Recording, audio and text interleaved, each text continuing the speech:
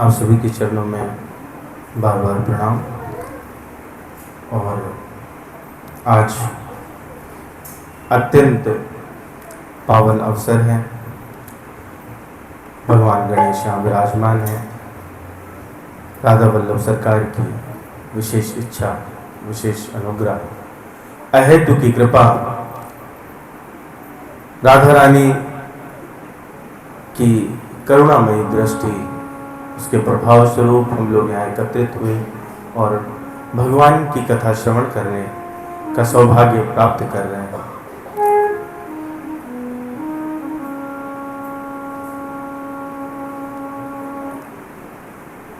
आइए पहले थोड़ा सा मंगलाचरण और उसके बाद हम लोग फिर कथा में प्रवेश करेंगे। वर्णानामर्थ संघानाम रसानाम छंदसामपि मंगलानाम च कर्तारौ वंदे वाणी विनायको भवानी शंकरो वंदे श्रद्धा विश्वास रूपिणो याभ्यां विना न पश्यन्ति सिद्धाः स्वान्तः स्तमीश्वरम् वन्दे बोधमयं नित्यं गुरुं शङ्कररूपिणं यमाश्रितो हि वक्रोऽपि चन्द्रः सर्वत्र वन्दते सीताराम गुणग्राम पुण्यरण्यविहारिणो वंदे विशुद्ध विज्ञानो कवीश्वर कपीश्वरो उद्भव स्थित संहार कारणीं क्लेशहारिणीं सर्वश्रेयस्करीं सीतां नतोऽहं राम वल्लभाम् वागर्थाविव सम्पृक्तौ वागर्थ प्रतिपत्तये जगतः पितरौ वन्दे पार्वती परमेश्वरौ कर्पूरगौरं करुणावतारं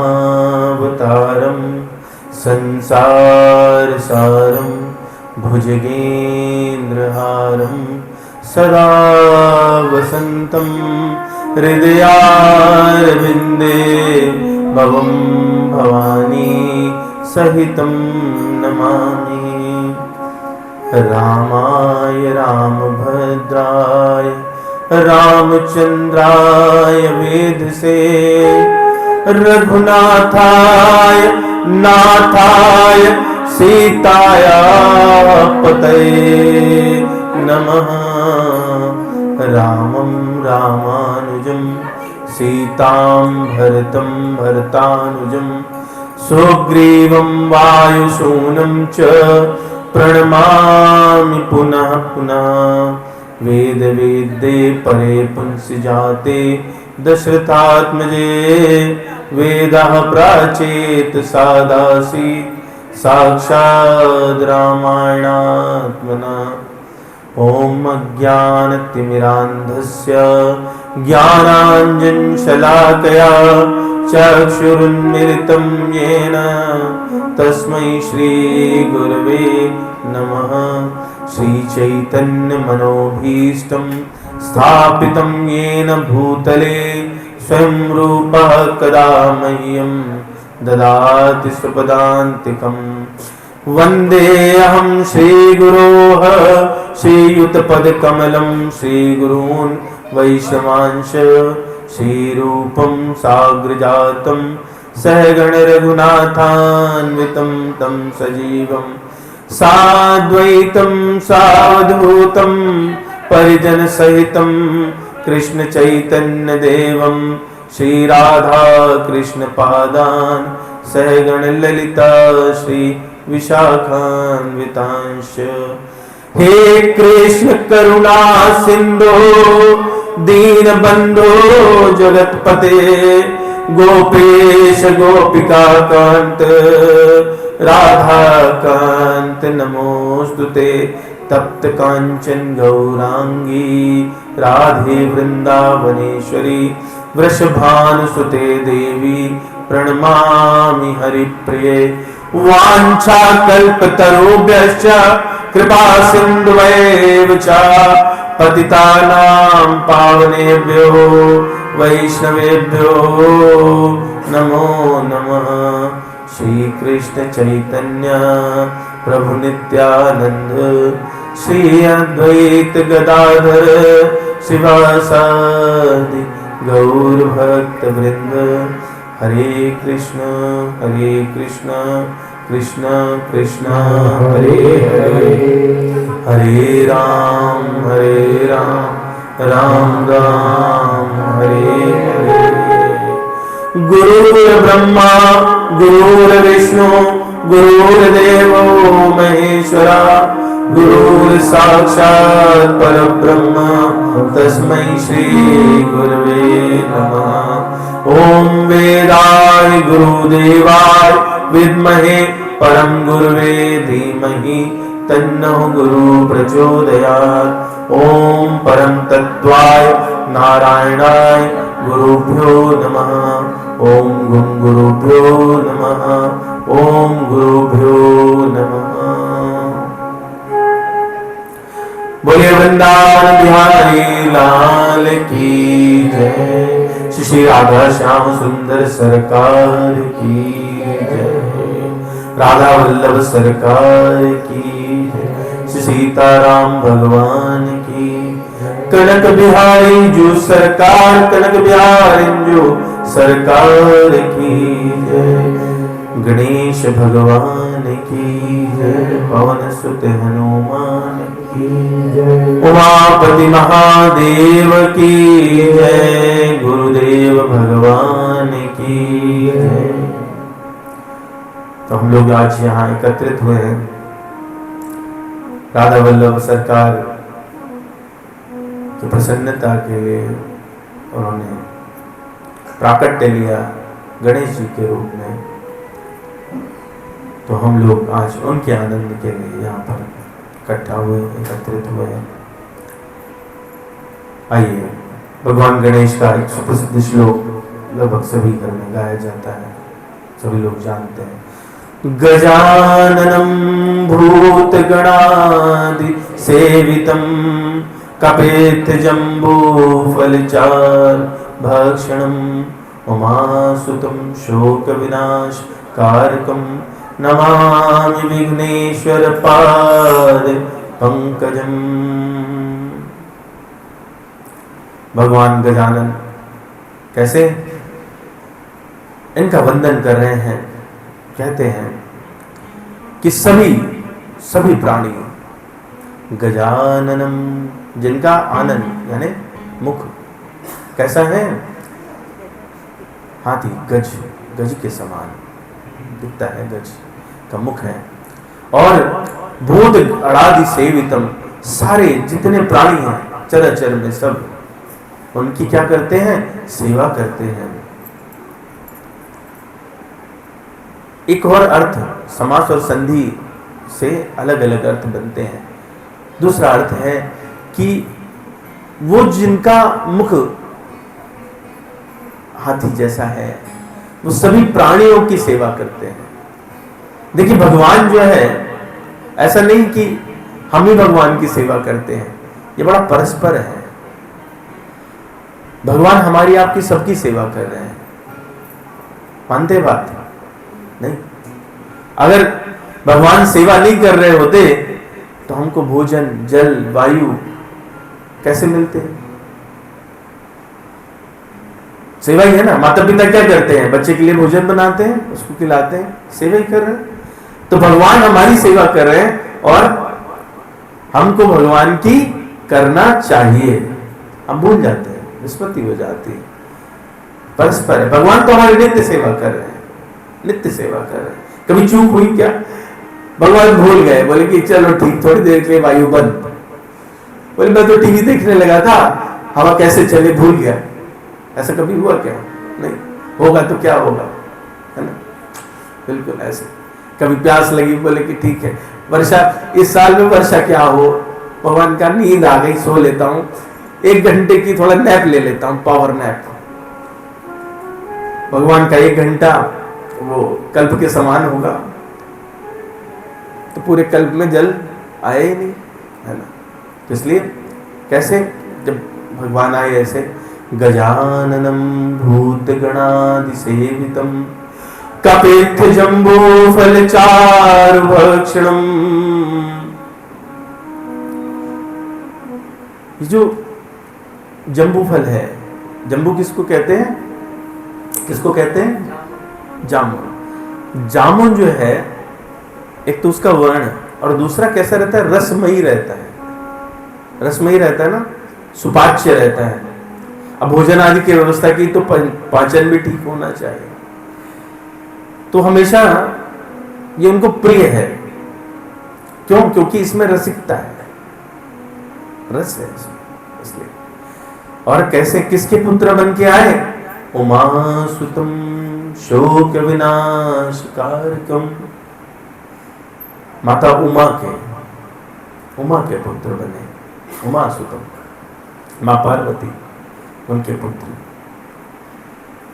विचार करें, हिमालय कौन है,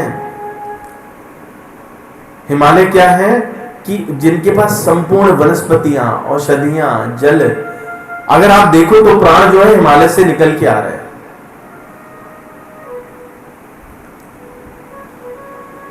तो वो पर्वत जिसमें सारा प्राण संचित होता हो, उसकी पुत्री कहलाती हैं पार्वती।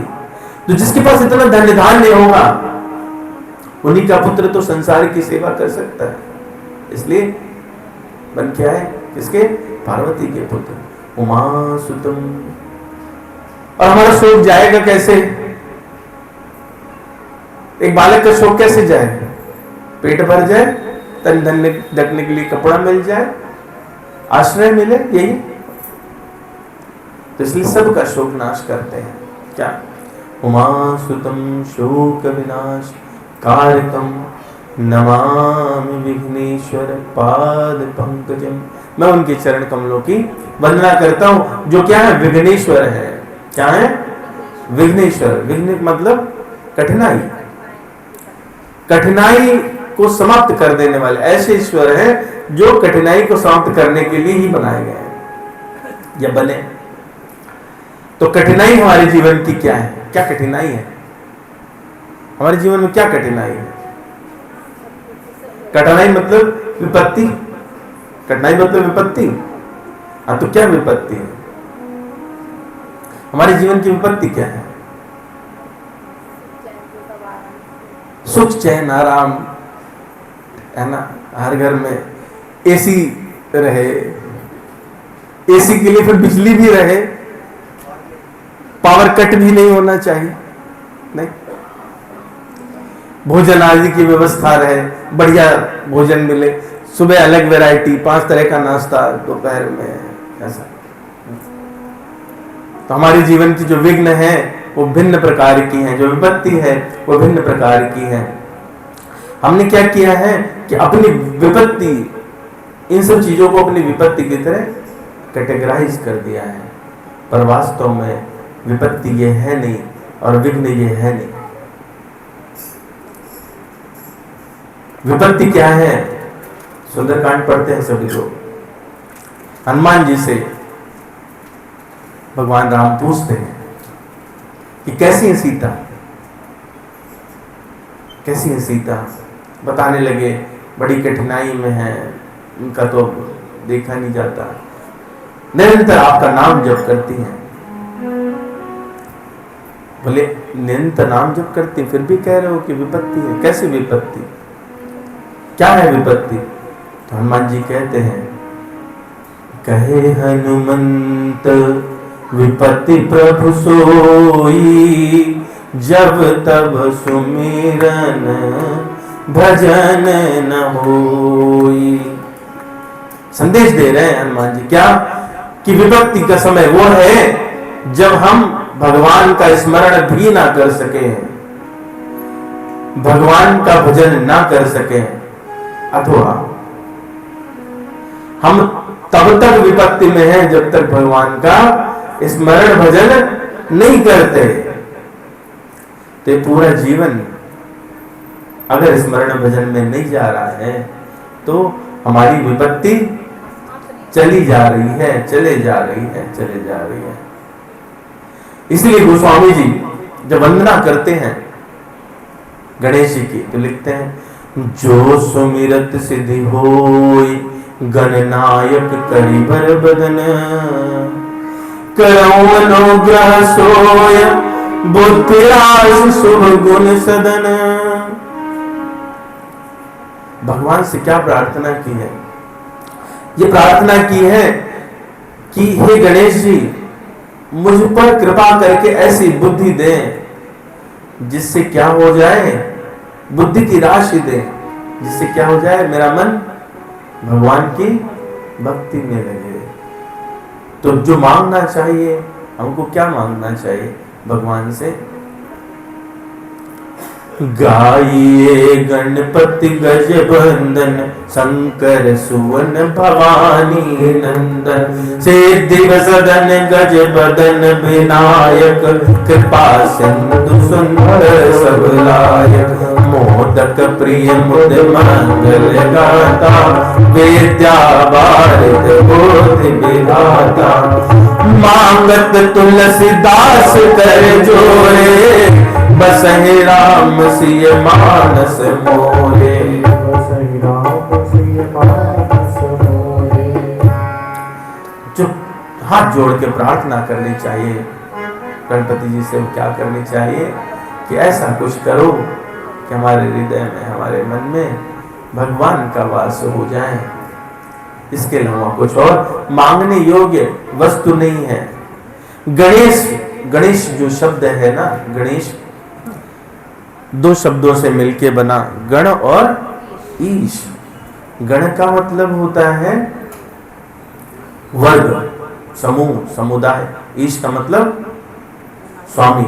मंगलाचरण में हमने इसलिए सबसे पहले कहा, वर्णानाम अर्थ संघानाम रसानाम छंदसामपि, मंगलानाम च करतारो वंदे वाणी विनायको। इनसे क्या निकलेगा? इनसे सारे जो अर्थों के समूह हैं, जो रस हैं, जो छंद हैं, जो हमारे जीवन में आनंद देते हैं, वो सारा आनंद इनसे निकलेगा। इसलिए इनको क्या कहा? गणेश। गण कहते हैं जो देवता है, जो प्राणी है, जो चर है, जो अचर है, संसार में सब कुछ, उनका जो स्वामी है वो क्या है? गणेश है। तो गणेश के गणेश बनने की भी एक कथा है। गणेश के गणेश बनने की एक कथा है। इनका इनिशियल नाम, गणेश जी का इनिशियल नाम जानते हैं कोई? विनायक। चर्चा कर चुके हैं हम लोग पिछली बार। विनायक, विनायक शब्द का मतलब, विनायक शब्द का क्या मतलब होता है? विशिष्ट नायक, नायकों का नायक, या जिसका कोई दूसरा नायक ना हो। मतलब जो सबसे आगे है उसका कोई नायक नहीं, उसका कोई प्रतिनिधित्व नहीं करता। तो गणेश पहले विनायक थे, गणेश बाद में बने। तो गणेश कैसे बने? आज इनके स्वरूप पे चर्चा नहीं करूंगा, पिछली बार स्वरूप पे चर्चा कर चुके हैं हम लोग, तो इस बार स्वरूप पे चर्चा नहीं कर रहे। तो गणेश जी कैसे गणेश बने हम लोग सब जानते हैं।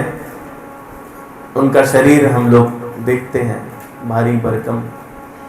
एक बार प्रतिस्पर्धा हुई, किसमें? देवताओं में। बोले सबसे पहले कौन पूजा जाए, सबसे पहले कौन पूजा जाए।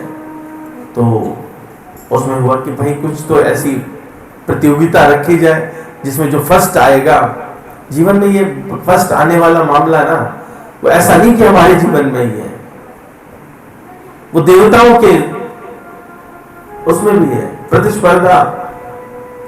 प्रतिस्पर्धा जो है, हम लोग कहते हैं प्रतिस्पर्धा अगर वो पॉजिटिव रहे तो अच्छी है, पर प्रतिस्पर्धा किसी प्रकार की वो आपको बंधन में ही रखती है। क्या?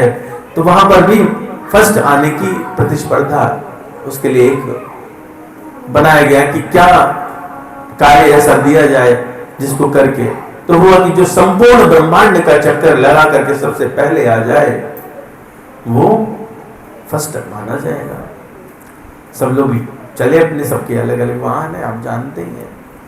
कार्तिकेय जी के पास मोर है, थोड़ा तेज दौड़ लेता है, अपने भी दुबले पतले हैं। इंद्र के पास ऐरावत है, हाथी जो बहुत तेज चल लेता है, उनका भी। इस प्रकार सभी देवताओं के पास, सूर्य के पास सारथी, रथ, सब कुछ है, सब अपना चले फुल स्पीड में। किसी की स्पीड जो है 1000 किलोमीटर पर आवर थी, किसी की 1 लाख किलोमीटर पर आवर, किसी की, सब अपनी स्पीड में। गणेश जी जब तक हिले तब तक तो लोग पता चला 1000 किलोमीटर आगे निकल गए।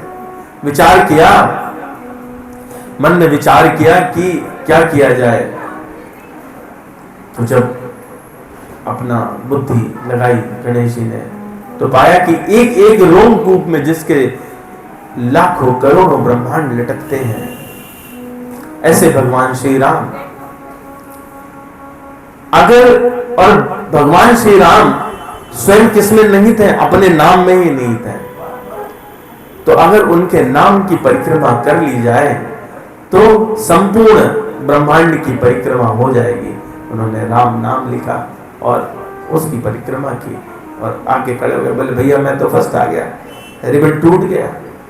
सबने देखा, ब्रह्मा जी बोले अरे कहाँ रिबन टूटा भाई, तुम तो समझाओ। सब लोग बोले आ जाने दीजिए, सबको आ जाने दीजिए, सब लौट आए, है ना, सबके सामने चिट खोली जाएगी। सब लोग लौट के आए तो बोले कि कैसे सिद्ध करो, आप सबसे पहले कैसे ब्रह्मांड का चक्कर लगाया। बोले आप मानते हैं ना कि भगवान राम अखिल ब्रह्मांड नायक हैं? बोले हाँ जी, सभी जानते हैं, सब कहते हैं अखिल ब्रह्मांड नायक। बोले जो ब्रह्मांड की रचना होती है वो उन्हीं से होती है, उन्हीं में विलय हो जाते, एक एक रोमकूप में लाखों ब्रह्मांड लटके रहते। बोले हाँ जी, लटके रहते। और भगवान किसके अधीन है स्वयं? वो तो नाम के अधीन है। तो इसलिए जो नाम की परिक्रमा कर ली तो ब्रह्मांड की परिक्रमा हो गई। तो इसलिए गोस्वामी जी लिखते हैं, महिमा जासु जान गण राउ, प्रथम पूजियत नाम प्रभाव। नाम पर 5 मिनट चर्चा करेंगे, फिर हम लोग विचार करेंगे कि गणेश जी हमारे जीवन में क्यों आते हैं और हमारे जीवन ही क्यों है। गोस्वामी जी लिखते हैं नाम वंदना प्रकरण में, बहुत सुंदर प्रकरण है। हम सबके जीवन में सबसे काम की चीज वो यही है, क्या? बंदऊ नाम राम रघुबर को, हेतु कृषानु भानु हिम कर को, वेदि हरि हर माया वेद प्राण सो, अगुण अनुपम गुण निधान सो। किसका नाम? भगवान राम का नाम। बंदौ नाम राम रघुबर को, हेतु कृषान भानु हिम कर को। हमारा जो जीवन चलता है, जीवन को चलाने के लिए 2 चीजें आवश्यक है। साइंटिफिकली भी अगर आप देखें तो one is light which is coming from सूर्य, सन,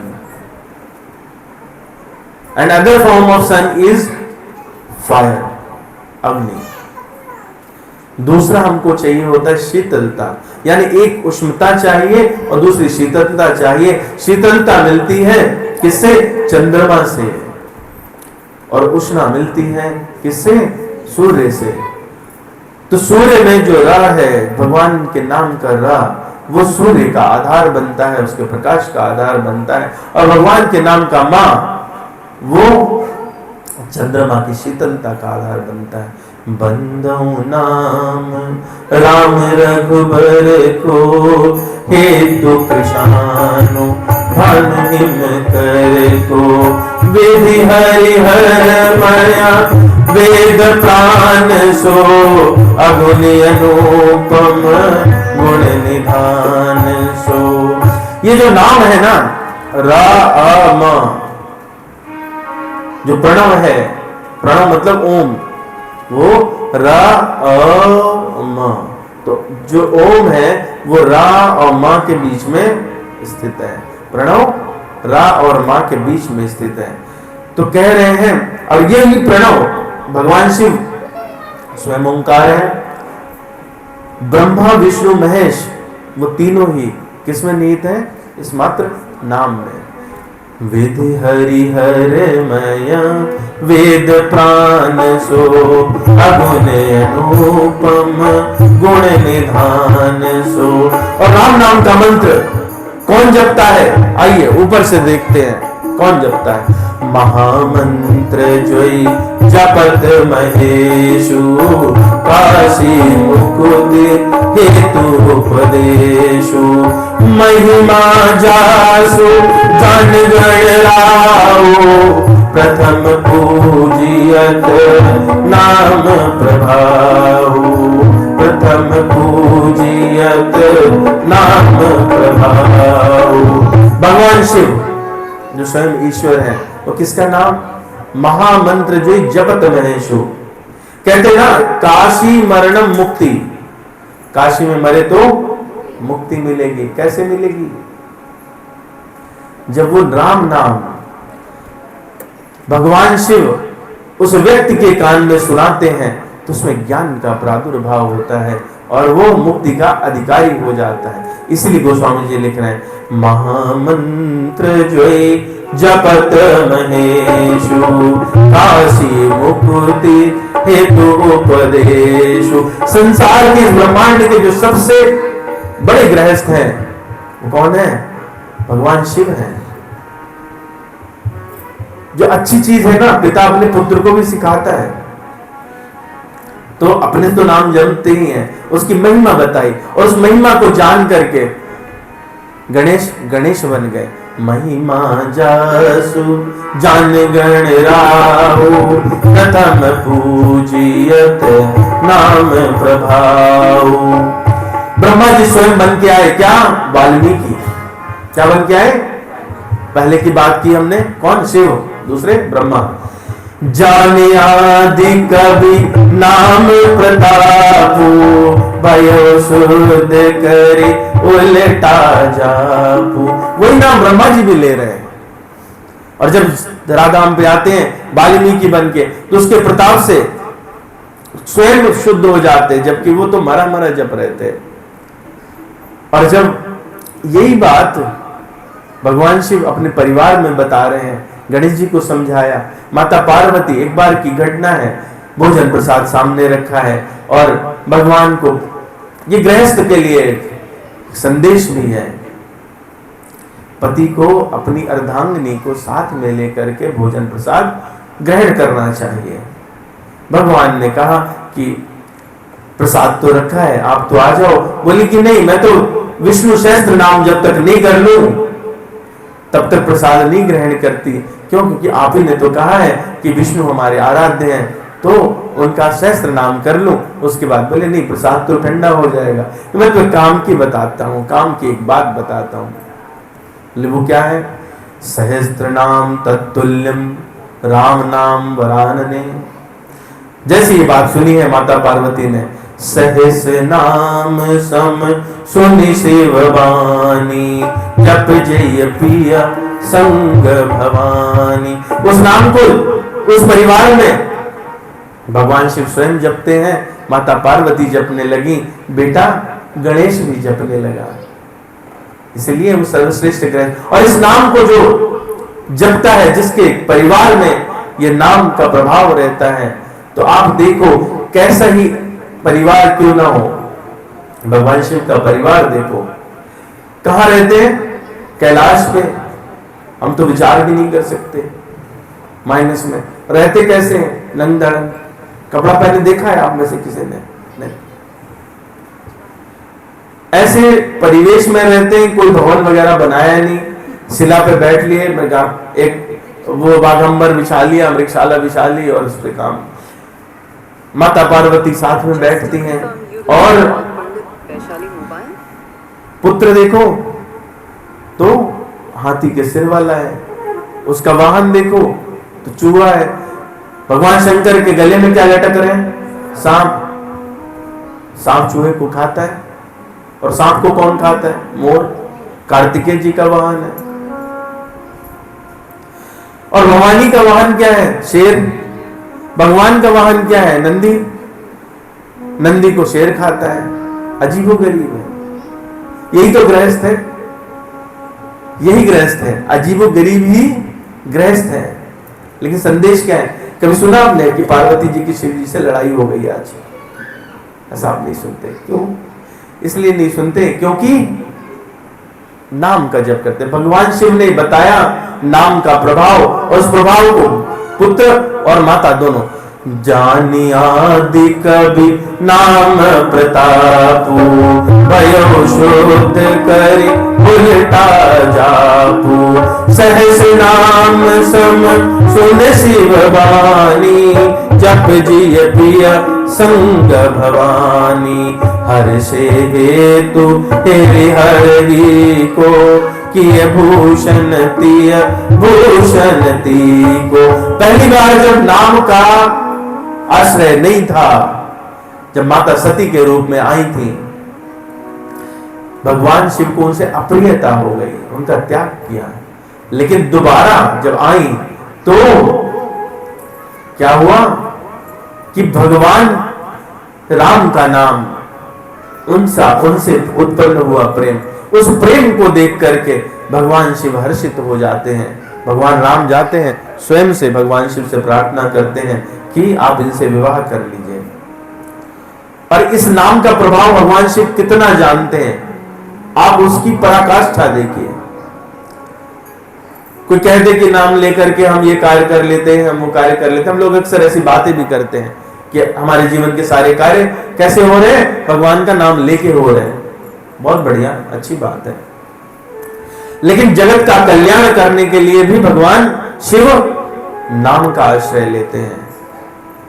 जब मंदराचल पर्वत और वासुकी के सहारे समुद्र मंथन हुआ तो पहले अमृत से पूर्व क्या निकला? कालकूट नाम का विश्व, सबसे भयंकर विश्व। हमारे जीवन में भी यही रहता है, जब मंथन करते हैं तो सबसे पहले जीवन में कठिनाइयां आती हैं, समय कभी विषाक्त लगता है। लेकिन ऐसे कठिन समय में भगवान का नाम यदि रहे, और देखिए कितना सुंदर गृहस्थ परिवार है। भगवान शिव से प्रार्थना की देवताओं ने कि ये कालकूट विष आपके बस का है और किसी के बस का नहीं है। भगवान शिव जब विष पीने के लिए चले, भागवत पुराण में वर्णन आता है, माता से पूछते हैं क्या कहती हो, जाऊं? और नाम पर विश्वास देखिए, ऐसे नाम नहीं है इनका, श्रद्धा और विश्वास। विश्वास देखिए, वो कहती संसार के कल्याण के लिए यदि तुमको विष पीना भी पड़े तो पी लेना चाहिए, जाओ। आप भगवान को हृदय में धारण करते हैं, आप चले जाओ। और वो पार्वती जी की ये बात सुन करके जाते हैं और विष को कहां धारण करते हैं? कंठ में। कंठ में धारण कैसे कर सकते हैं? हम लोग सभी लोग एक साथ बोलेंगे राम, बोलिए राम राम राम। सारा कुछ कंठ में ही है। रा बोला, कालकूट को अंदर लिया, मां बोलते ही बंद हो गया, कंठ में ही रह गया। इसलिए कहलाते हैं नीलकंठ। भगवान क्या कहलाते हैं? नीलकंठ। तो अच्छे से जानते हैं वो।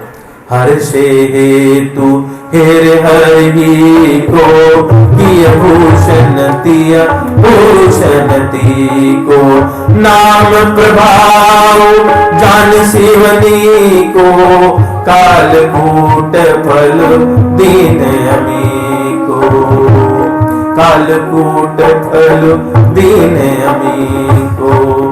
वर्षा ऋतु रघुपति भगति, तुलसी साल सुदास, राम नाम बर बरन जुग, सावन भादव मास। इस जो सुंदर नाम के दो अक्षर हैं, रा और मां, ये भक्तों के लिए कैसे हैं? बिल्कुल वैसे हैं जैसे श्रावण और भाद्रपद में आप देखते हैं कि वर्षा होती है और जो चावल है ना, एक अलग वैरायटी होती है साली, वो इतना सुंदर तरीके से फलित होकर के निकलते हैं, चारों तरफ हरियाली दिखाई देती है। तो भक्तों के जीवन में तो ये नाम ही इस प्रकार से है। और इस नाम की हमारे जीवन में क्या महिमा है। राम नाम मन दीप धरो, जीह देरी द्वार, तुलसी भीतर बाहर हो, जो चाहे सियो जियार। दीपक जलाते हैं ना, दीपक अगर घर के अंदर जलाएंगे तो उजाला कहां होगा, अंदर होगा। बाहर जलाएंगे तो उजाला कहां होगा, बाहर होगा। लेकिन अगर उसको देहली पर, दहलीज पर वहां रख दें तो कहां उजाला होगा, अंदर और बाहर। तो इसलिए कह रहे हैं कि राम नाम का मणि रूपी दीपक, वो अगर आप चाहते हो तो मुख रूपी द्वार और जीव रूपी देहली। ये जीव है, जीवा है, जो हमारा संसार में कल्याण भी कराती है और विनाश भी कराती है। जब राम नाम इस पे चलेगा तो बाहर और अंदर दोनों तरफ प्रकाश होगा। तो ये तो बात हुई कहां, ब्रह्मा विष्णु और महेश, वो भी वही नाम जप रहे हैं संसार में। हाँ, संसार में भी जो जप रहे हैं। कौन सबसे ऊपर, कौन मानते हैं, जोगी सिद्ध, वो सब। नाम जी है जप जागहि जोगी, बिरत बिरंची प्रपंच वियोगी, ब्रह्म सुख ही अनुभव ही अनूपा, अकथ्य नाम न रूपा, जाना चाहिए गुण गति जेऊ, नाम जी है जपि जानहि तेऊ। तो जो योगी लोग हैं, जो सिद्ध लोग हैं, भगवान को जानने के लिए, भगवान क्या है ये ज्ञान का प्राकट्य, उसके लिए भी क्या करते हैं, नाम जप करते हैं। तो जोगी लोग भी करते हैं, तो क्या बाकी लोग को करना चाहिए या नहीं करना चाहिए? गोस्वामी जी कहते हैं हाँ भाई, क्यों नहीं। जाना चाहिए गुण गति जेऊ, नाम जी है जपि जानहि तेऊ। जो साधक है, साधक नाम जपहि लय लाए, होहि सिद्धियन मादिक पाए। सिद्ध लोग जपते हैं तो भगवान को जान पाते हैं, ब्रह्म सुख होता है उन्हें। लेकिन जो साधक है, जो सिद्ध बनना चाहता है, उसके लिए भी क्या रास्ता है, नाम ही रास्ता है। और चलो ये तो वो हो गए जो भगवान के मार्ग पे निकले। हम कहेंगे कि भाई हमारे जैसे भी तो लोग हैं जिनको नहीं चाहिए भगवान नहीं चाहिए। हमको तो क्या चाहिए, हमको चाहिए अच्छा खाना, सोने को स्तर, अच्छा बिस्तर, पुत्र पत्नी, बंधु बांधव, ऐसा चाहिए। बोले अगर ऐसा चाहिए तो क्या करना है? गोस्वामी जी कहते चल चिंता मत करो, तो भी वही करना है। जपहि नाम जन आरत भारी, मिटहि कुसंकट होहि सुखारी। राम भगत जग चार प्रकारा, सुकृति चार्यो अनघ उदारा। चहु चतुर कहूँ नाम आधारा, ज्ञानी प्रभु विषेक प्यारा। अगर आप आर्त हैं, दुखी हैं, तो क्या करना चाहिए, भगवान का नाम जप करना चाहिए। जितने कुसंकट जीवन में हैं वो सब क्या हो जाएंगे, कट जाएंगे, दूर हो जाएंगे और सुख आ जाएगा। तो गोस्वामी जी बताते हैं कि आप ऐसे नहीं सोचो कि जो लोग दुखी हैं, जो सुख संपत्ति चाहते हैं, कुछ और चाहते हैं, तो भगवान के भक्त नहीं बन सकते। भगवान के भक्त बन सकते हैं। तो बताते चार प्रकार के भक्त होते हैं। कौन कौन से होते हैं? जिनके सुकृत हैं, जिन्होंने पहले पुण्य किए, वो भगवान का नाम ले सकते हैं, वो भगवान के भक्त बनते हैं। तो वो चार प्रकार के होते हैं। श्रीमद् भगवद गीता में 7वें अध्याय का 14वां श्लोक है, चतुर्विधा भजन्ते माम जना सुकृतिनो अर्जुन, आर्तो जिज्ञासु अर्थार्थी च ज्ञानी च भरतर्षभ।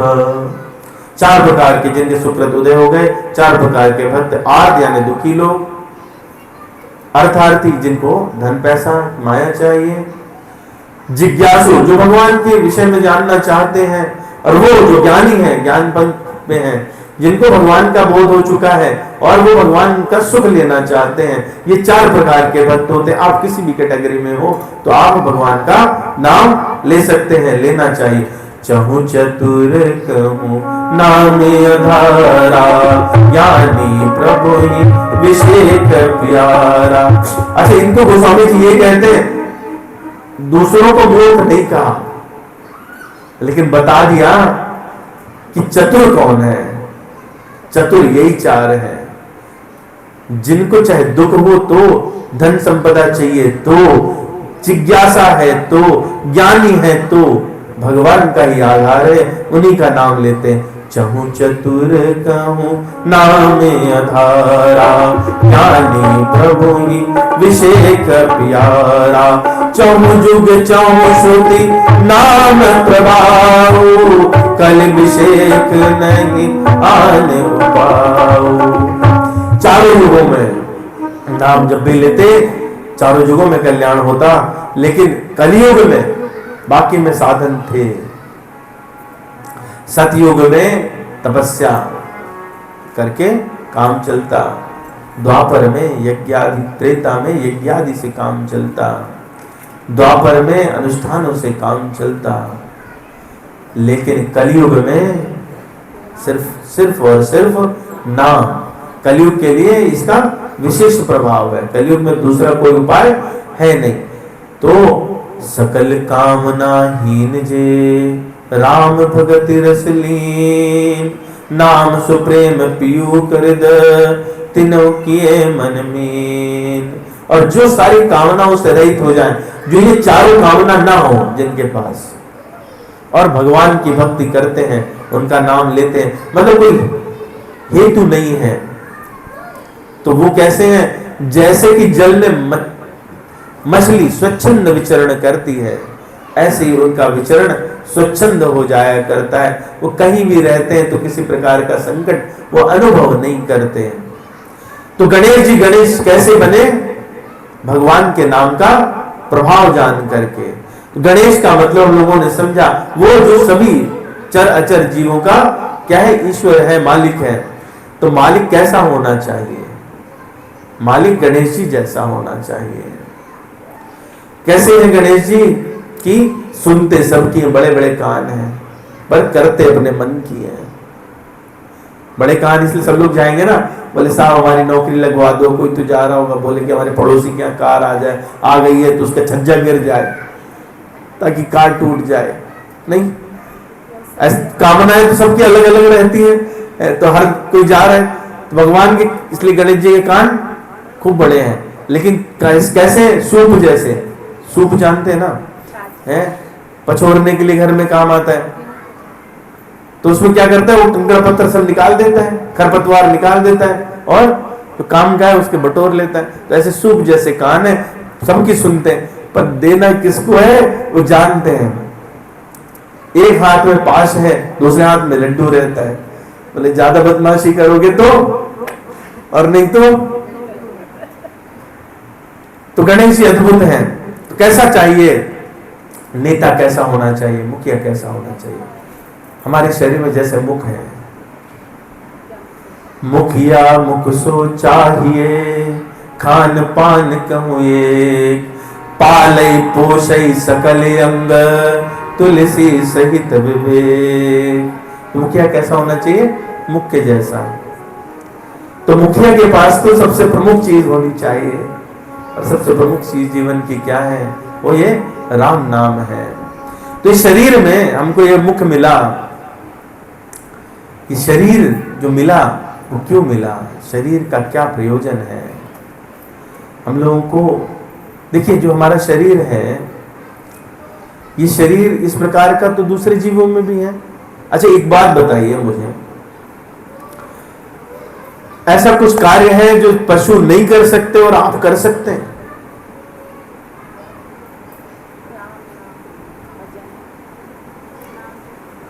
सोने का काम आप करते हैं, पशु भी करते हैं। खाने का काम आप करते हैं, पशु भी करते हैं। उनको भी शेल्टर चाहिए होता है। बारिश होती तो गाय खड़ी हो जाती है किनारे चिपक के पेड़ के नीचे, आप अपना घर बना लेते हो। और आपसे तो अच्छा बया चिड़िया कितना सुंदर घोंसला बनाती हैं, है ना, उनकी जो झोंझ रहती है हम तो अपना पूरा जीवन लगा देते तो वैसे नहीं बना पाए। तो हम ऐसा कोई विशेष काम नहीं कर रहे हैं। और चौथा काम प्रजनन, बच्चे पैदा करना। तो सुअरों को देख लीजिए तो उनकी हमसे ज्यादा गति है, जानते हैं। तो हम कुछ ऐसा नहीं कर रहे। हम क्या कर सकते हैं, जो क्या चीज है जो हमारे पास उनके पास नहीं है, वो है विवेक। विवेक, विवेक सिर्फ हमारे पास है। उस विवेक से क्या करना चाहिए, जो 4 पुरुषार्थ हैं वो सिर्फ हम ही कर सकते, कोई दूसरा नहीं कर सकता, मनुष्य कर सकता है। कहा गया, ये नीति का एक श्लोक है, क्या, आहार निद्रा भय मैथुनम चा सामान्य तत्पशुभिर्नराणाम धर्मो ही तेषाम अधिको विशेषा धर्मेण हीना पशुभि समाना।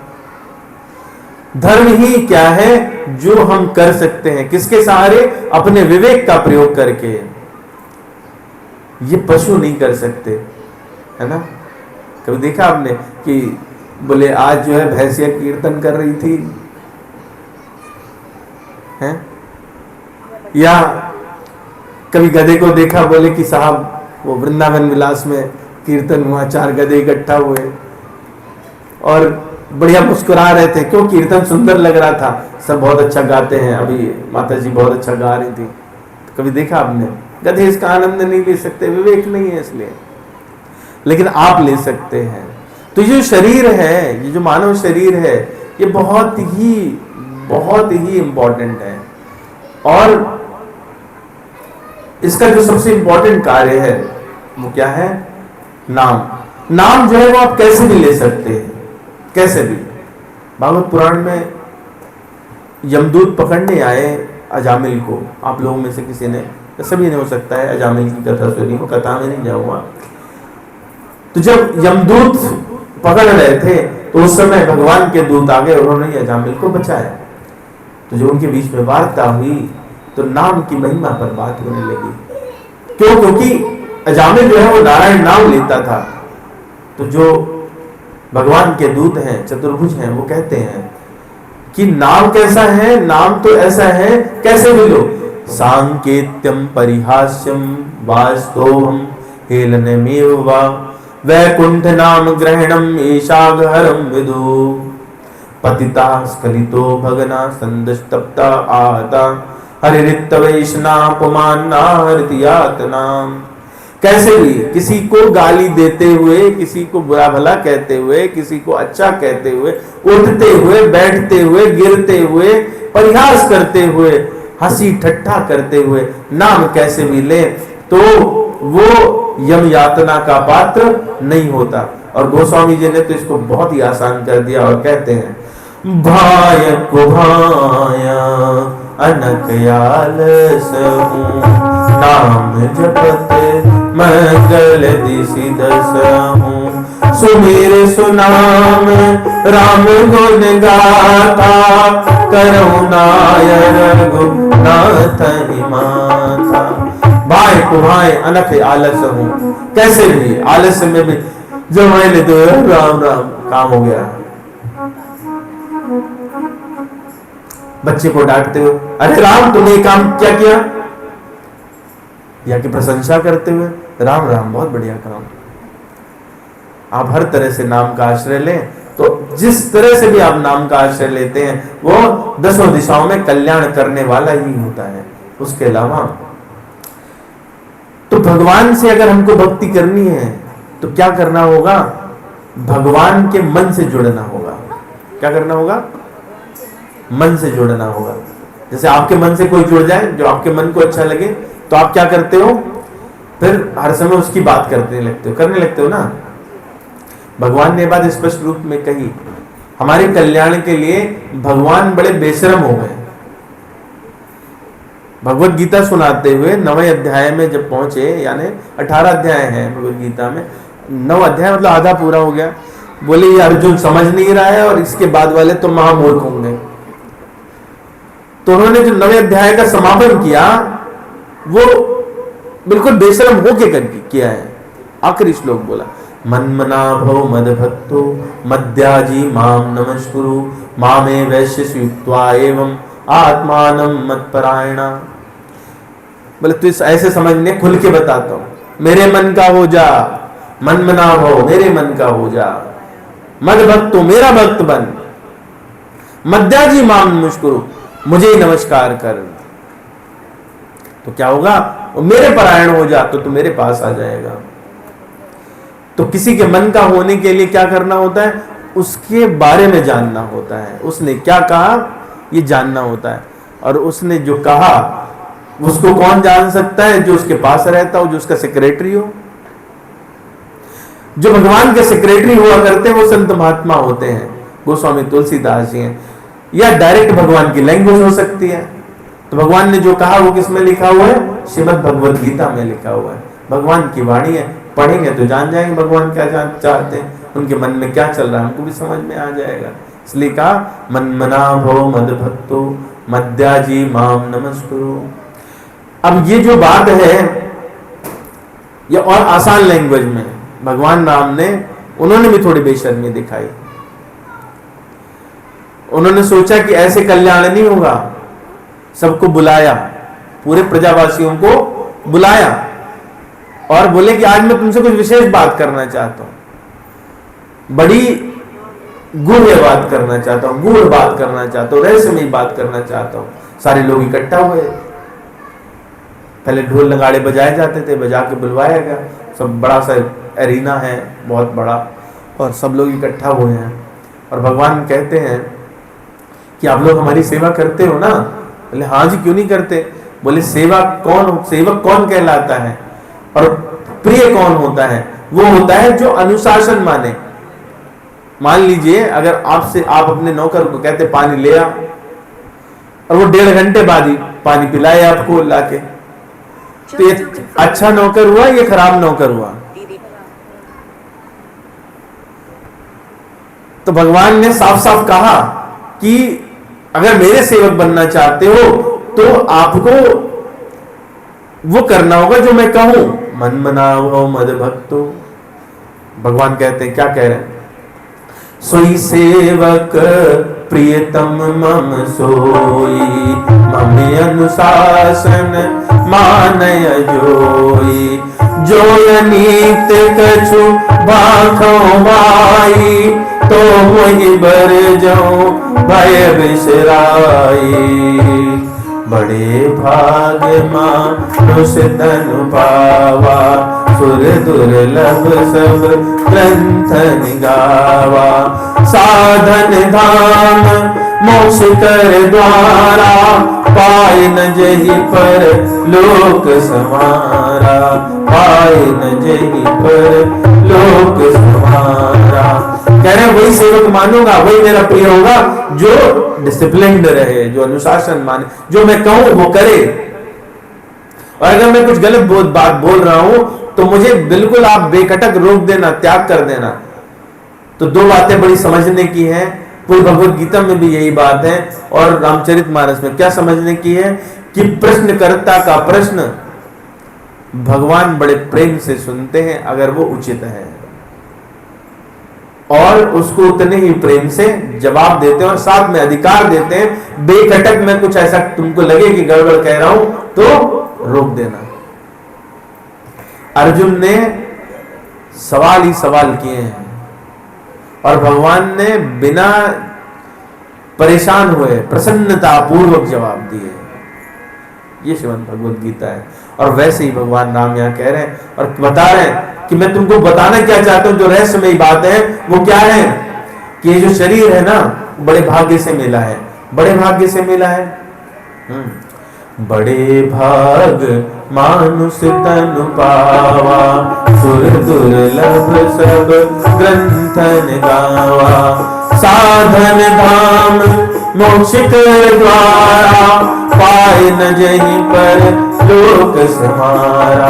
एक बात तो भी हमने आपसे कही कि बाकी शरीर भी मिलते हैं और ये शरीर मिलता, दोनों में अंतर सिर्फ किस बात का है कि हम धर्म पर चल सकते हैं।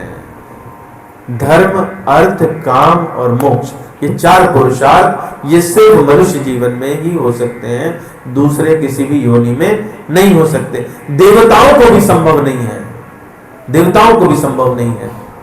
इसलिए कह रहे हैं गोस्वामी जी कि बहुत भाग्य से मिला है। तो उसमें भाग्य की क्या बात है? देवता तो और भाग्यशाली हुए, नहीं हुए या नहीं हुए? देवता हमसे ज्यादा भाग्यशाली हैं? नहीं है। कंफ्यूजन है, सबको लग रहा है कि नहीं देवता तो हमसे। अच्छा, अभी हमको ऑप्शन दिया जाए, स्वर्ग जाओगे, हमको इस जीवन के बाद स्वर्ग मिले तो ठीक। कौन कौन लोग हैं जो स्वर्ग जाना चाहते हैं? चलिए, आप जाना चाहते हो, ओके। और कोई है? आप भी जाना चाहते? बहुत अच्छे, हाँ ठीक। 2 ही लोग स्वर्ग जाना चाहते हैं, बस आप भी जाना चाहते हैं, अच्छा ठीक है। देखिए, रजिस्ट्रेशन हो रहा है यहाँ पे, है ना, स्वर्ग का रजिस्ट्रेशन हो रहा है। जो अपना नाम लिखा देंगे उनके फिर भेज दिए जाएंगे आगे।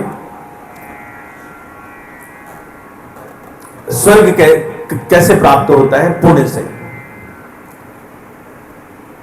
पुण्य का मतलब हुआ कि जैसे आप कोई बैंक में डिपॉजिट करते हो ना, उसके ऊपर इंटरेस्ट मिले, तो वो इंटरेस्ट पुण्य है। शरीर डिपॉजिट है और इंटरेस्ट पुण्य है। तो वो पुण्य जब इकट्ठा हुए तो उससे मिलेगा क्या? स्वर्ग।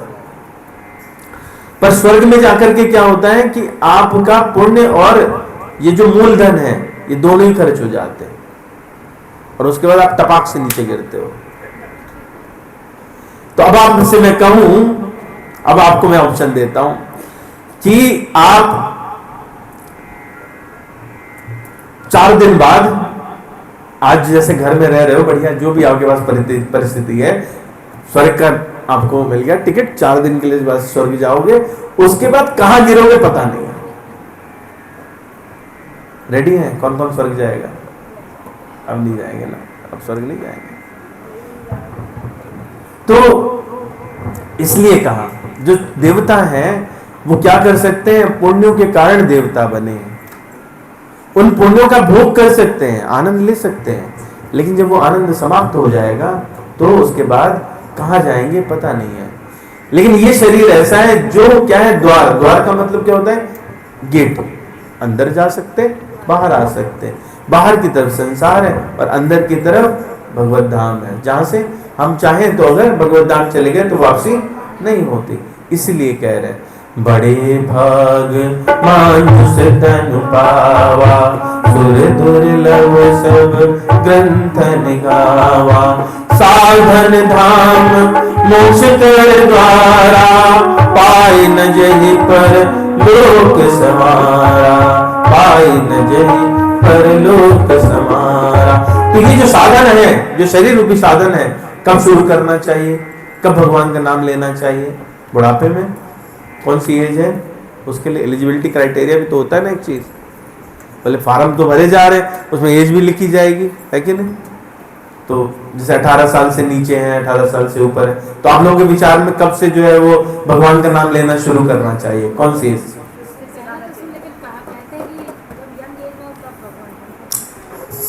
आप सभी लोग भगवान को पूजा करते हैं, फूल माला चढ़ाते हैं, फल चढ़ाते हैं, घर में जो भोजन प्रसाद बनाते हैं वो चढ़ाते हैं। तो भगवान को 2 दिन का बासी चढ़ाते हैं कि अभी जो बनाया तुरंत ताजा वो चढ़ा देते हैं? कोई बासी भी चढ़ाते हैं? अच्छा, तब ठीक है। ऐसे पुष्प क्या 3 दिन वाले जो सड़ गए वो लेकर डाल देते हैं, या फिर जो तुरंत लेके आए वो? तो जब आप पुष्प तुरंत वाले चढ़ाते हैं, जब आप भोजन प्रसाद तुरंत वाला देते हैं, जब आप फल ताजे आप भगवान को अर्पित करते हैं, तो ये जो शरीर है इसको पुराने होने का क्यों इंतजार करते हैं? इसके पुराने होने की क्यों प्रतीक्षा कर रहे हैं? कब से शुरू करना चाहिए? बिल्कुल बचपन से, शैशवावस्था से, गर्भावस्था से। इसीलिए हमारे यहाँ संस्कार है। गोद भराई जो है वो इसलिए नहीं है कि सब लोग जाके नेचू डालते बहुत सारे गिफ्ट मिले, वो इसलिए है कि जो गर्भ में है जीव, उसको उस समय से भगवान नाम की प्रेरणा मिले। और प्रहलाद महाराज इसकी बहुत अच्छे से शिक्षा देते हैं। कह रहे हैं, कौमारयाचित प्राज्ञो धर्मान भागवतानि, दुर्लभम मानुषम जन्म तदप्यर्थम। ये मानव शरीर अत्यंत दुर्लभ है, इसलिए जब ये दुर्लभ कोई चीज आपको कठिनता से मिले और उसका आपको पता है कि बेस्ट यूज क्या है, तो कब से करोगे? उसे रखे रहोगे, सड़ाओगे? नहीं, फर्स्ट डे से, from very first day of your life should utilize it. No, तो पहले दिन से प्रारंभ करना चाहिए। और ये जीवन ही है जो क्या है, गेटवे है, साधन धाम मोक्ष कर द्वारा। यथा ही पुरुषे विष्णु पादोस्पर्दम यदेश सर्वभूतानां प्रिय आत्मेश सुराश्रित। ये हमें अपने घर भगवान के पास जाने का अवसर देता है। विशेषकर इसी जीवन में भगवान के चरण कमल मिल सकते हैं। और अगर ये जीवन मिला और हमने इसमें नहीं लगाया और ये व्यर्थ चला गया, तो क्या होगा? 84 का चक्कर लगेगा। बड़े भाग्य मानुष तनु पावा, सुर दुर्लभ सब ग्रंथ निगावा। साधन धाम मोक्ष कर द्वारा, पाय न जहि पर लोक समारा। सो परत्र दुख पावै, सिर धुन धुन पछताय। काल ही कर्म ही ईश्वर ही, मिथ्या दोष लगाए। एक बार ये छूट गया, समय निकल जाता है, तो क्या होता है? फिर खोपड़ी पीटता बैठता है आदमी।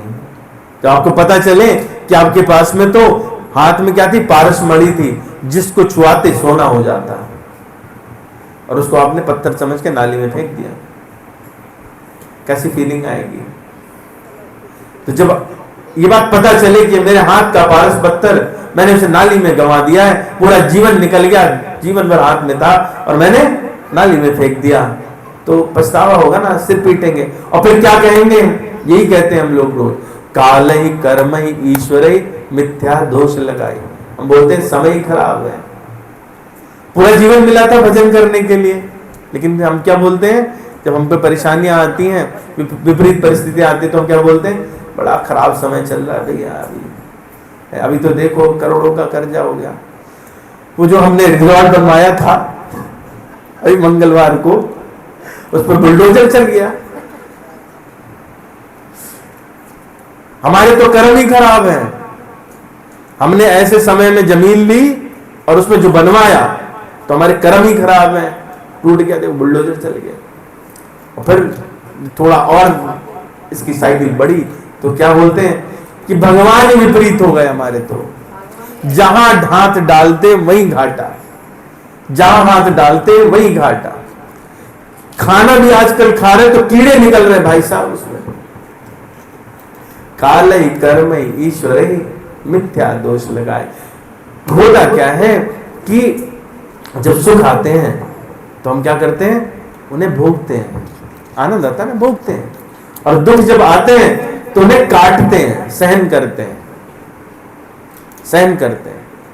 अगर सुख को भी सहन करते, भोगते नहीं, तो उस भोगने में हम प्रारब्ध नहीं बनाते अपना, वो हम प्रारब्ध बनाते हैं। और वो प्रारब्ध क्या है? वो हमको फिर आगे दुख के रूप में मिलता है। इसलिए हम बोलते हैं काल ही कर्म ही ईश्वर ही, मिथ्या दोष लगाए। भगवान कह रहे हैं कि बड़े भाग्य से मिला, तो इससे क्या करना चाहिए? यही तन कर फल विषय न भाई, स्वर्ग स्वल्प अंत दुखदाई। नर तनु पाया विषय मन देही, पलट सुधाते सठ विष लेही। पलट सुधाते सठ विष लेही। सठ कहते हैं मूर्ख को, दुष्ट को, सठ। तो भगवान कह रहे हैं, ये कौन कह रहा है? भगवान कह रहे हैं। भगवान कह रहे हैं कि ये जो आपको शरीर मिला, इसका फल ये विषय भोग नहीं है जिसके चक्कर में लग गए हो। क्यों? अभी हम लोगों ने बात की, जो विषय भोग है वो हमको लगता नहीं है, पर सच्ची बात यही है, जो आपके लिए खीर पूरी का स्वाद है, वही सुअर के लिए विष्ठा का स्वाद है। उसको वो विष्ठा खा के, नाली में मुंह मार के, वही तृप्ति मिलती है जो हमको खीर पूरी खा के मिलती है। तो तृप्ति बराबर है। तो कोई भी शरीर मिला होता तो तृप्त तो उससे हम उस प्रकार का विषय भोग विषय इंद्रिय हमारी तृप्त हो जाती। तो मनुष्य शरीर में ऐसी क्या विशेषता है? और मान लीजिए पुण्य आपने अर्जित कर लिए तो भगवान खुद कह रहे स्वर्ग स्वल्प थोड़े समय के लिए मिलेगा और अंत में कहां गिरोगे पता नहीं, 84 के किस हिस्से में गिरोगे पता नहीं है। तो ये शरीर पा करके नर तनु पाय विषय मन देहि, अपना मन तो क्या है विषय भोग में लगा लिया। तो ये कैसा है? पलट सुधाते सठ विष लेंगे। वो मूर्ख लोग हैं, अपने हाथ में ये शरीर जो है ये कैसा था? अमृत स्वरूपी था, पी लेते तो आनंद हो जाते, अमर हो जाते। तो उसकी जगह हमने क्या कर लिया? विष ले लिया, विष ले लिया, पड़े रह गए यहीं पे। इसलिए जो है ये शरीर कैसा है? भगवान कह रहे पारस मणि जैसा है। ताई कबहु भल कहाई न कोई, गुंजा गवाई परस मन खोई। आकर लाचारी लक्ष 84, जोन भ्रमत जीवे अविनाशी। फिरत सदा माया कर प्रेरा, काल कर्म स्वभाव गुण गेरा। कब हुक कर करुणा नर देहि, देत ईश बिनु हेतु सनेहि। देत ईश बिनु हेतु सनेहि। इसलिए ये जो शरीर रूपी पारस मणि है इसको खो करके, कभी मान लो हमको नहीं पता है, हमने देखा पत्थर है हमारे हाथ में और कोई ग्राहक मिले और हम कहते हैं हाँ ले जाओ साहब 2 रुपए भी दोगे तो बहुत है। तो कैसा है? जैसे पारस मणि और घुंघची। घुंघची जानते हैं आप में से? क्या होती है? लाल और काली कर दाल की साइज के होता है। रत्ती का पेड़, रत्ती बोलते हैं उसको, रत्ती का पेड़। तो उसमें जो बीज होते हैं वो विषैले होते हैं, उसको घिसा जाता है तो उसमें से कालिक निकलती है। तो पारस मणि थी आपके पास में, उसके बदले में हमने जो लाल और काली देखने में बड़ी सुंदर लगती है, बचपन में इकट्ठा किया करते, देखने में बड़ी सुंदर लगती है वो। तो वो आपने क्या किया? पारस मणि से तौल दिया किसको? घुंघची को। वो जो लाल काला देखा तो सुंदरता के चक्कर में पारस मणि के स्थान पर वो ले लिया और उसको पीसोगे और उसके साथ में खेलोगे तो क्या होगा? मुंह काला होगा, हाथ काला होगा, खा लोगे तो जहर से मर जाओगे। और फंस गए तो क्या हुआ? 4 लाख जो चक्कर है ना 84 का, उसे फंस गए, चलते रहे। कभी क्या हुआ था? हमको कैसे मिला ये शरीर? आपको क्या लगता है कि आपने बड़े पुण्य किए थे? किसको किसको लगता है ये कि हमने बड़े पुण्य किए थे तो आज हम? ऐसा नहीं है। ये जो शरीर मिलता है ये भगवान की कृपा से मिलता है। गोस्वामी जी कह रहे हैं कि भगवान ने देखा 84 के चक्कर में फंसा हुआ है बेचारा, पता नहीं कब तक जाएगा। कभी एक बार इसने गया था मंदिर, कभी हमारे दरवाजे पे भी इसने माथा टिकाया, और नहीं भी टिकाया तो मेरा बेटा है। तो इसलिए भगवान को क्या हुआ? हम पे करुणा हो गई। ऐसे ही कबहुक करुणा, कबहुक करि करुणा नर देहि। देत ईश बिनु हेतु सने, बिना किसी हेतु के भगवान को हमसे क्या लेना देना था? तो उन्होंने शरीर दे, बोले जा तू अब साधन कर, साधन धाम मोक्ष कर द्वारा, अब तू साधन कर और पाले शरीर, और इसके बाद मेरे धाम चला, मेरे पास चला। तूने कितने ही किए हो, आप कहोगे कि इतने पाप किए थे फिर भी भगवान ने दे दिए। भगवान तो कैसे ना प्रेमी है, भगवान प्रेमी है। भगवान कहते एक बार जो मेरे पास आ जाए, करम सद्यते ही साधु समाना, एक बार आ जाए तो एक क्षण का भी समय नहीं लगेगा, तुरंत उसको। भगवत गीता में भी यही बात भगवान कहते हैं, अपिचेत सुदुराचारो भजते माम अनन्य भाव, साधुरेव सा मंतव्या सम्यग् अवसितो ही सा, क्षिप्रम भवति धर्मात्मा संसित्वा विनिगच्छति कौन्ते प्रतिजानी नामे भक्ता प्रणश्यति। कह रहे हैं कि जो दुराचारी नहीं, दुराचारी वो होता है जिसने कत्ल वतल किया हो, चोरी वो चपाटी करता हो, जुआ हुआ खेलता हो। सुदुराचारी है जो रिपीटेड ये क्राइम करता है और घिनौने अपराध भी करता है, लेकिन मेरी शरण ले ले तो क्या होगा, मेरे हिसाब से वो साधु हो जाएगा। मैं जो तुरंत साधु बना देता हूँ। क्षिप्रम बोधि धर्मात्मा सत्सुख शांति निगच्छति, और वो मेरे मार्ग पर। तो भगवान को के हृदय में तो ऐसी करुणा है, तो वो करुणा करके कबहु करी करुणा नर देही देत ईश बिनु हेतु सनेही। तो इस शरीर को ऐसे बेकार नहीं समझिए, ये बेड़ा है, ये नाव है, ये बेड़ा है। कैसा? नर तनु भव बारिध कहूं बेरो, सन्मुख मरुत अनुग्रह मेरो। कर्ण धार सद गुर दृढ़ नावा, दुर्लभ साज सुलभ करि पावा, दुर्लभ साज सुलभ करि पावा। ये जो शरीर है, मानव का शरीर है, ये क्या है? भव सागर से बारिध कहूं बेड़ो। बारिध मतलब भव सागर, उससे चल पार करने के लिए बेड़ा है। अच्छा, बेड़ा और जहाज में अंतर रहता है। बेड़ा क्या होता है? बेड़ा क्या होता है जानते हैं? नदी के आसपास जो लोग बांस से बनाया जाता है, 8-10 5-7 बांस इकट्ठा करके बांध लिए जाते हैं। उसके ऊपर कुछ और नहीं रखते, कुछ भी नहीं। जहाज में चारों तरफ दीवार रहती है, जहाज में छेद होगा डूब जाएगा, बेड़ा डूबता नहीं है, वो तैरता रहे, क्योंकि उसमें कोई छेद होने वाला कार्यक्रम होता ही नहीं है। तो कह रहे हैं शरीर कैसा है? ये शरीर क्या है? ये बेड़ा है। तो बांस के, शीशम के, किसी के लट्ठे इकट्ठा करके जो बनाए जाते हैं, तो इसमें कई बार बड़ा बेड़ा बनाना है तो आपको 25-30 लट्ठे, और नहीं तो 10 लट्ठे के आसपास रखे, और उन पे ऐसे ऐसे लकड़ियां रखी, ऐसे लकड़ियां रखी, इसको बोलते हैं बेड़ा। तो कितना आंधी तूफान क्यों ना आ जाए, लहरें कुछ भी पलट क्यों ना दे, वो अंदर डूबता नहीं है। तो भगवान कह रहे हैं कि ये नर्तन क्या है? वो बेड़ा है। तो बेड़े के लट्ठे हैं ना, वो लट्ठे क्या है?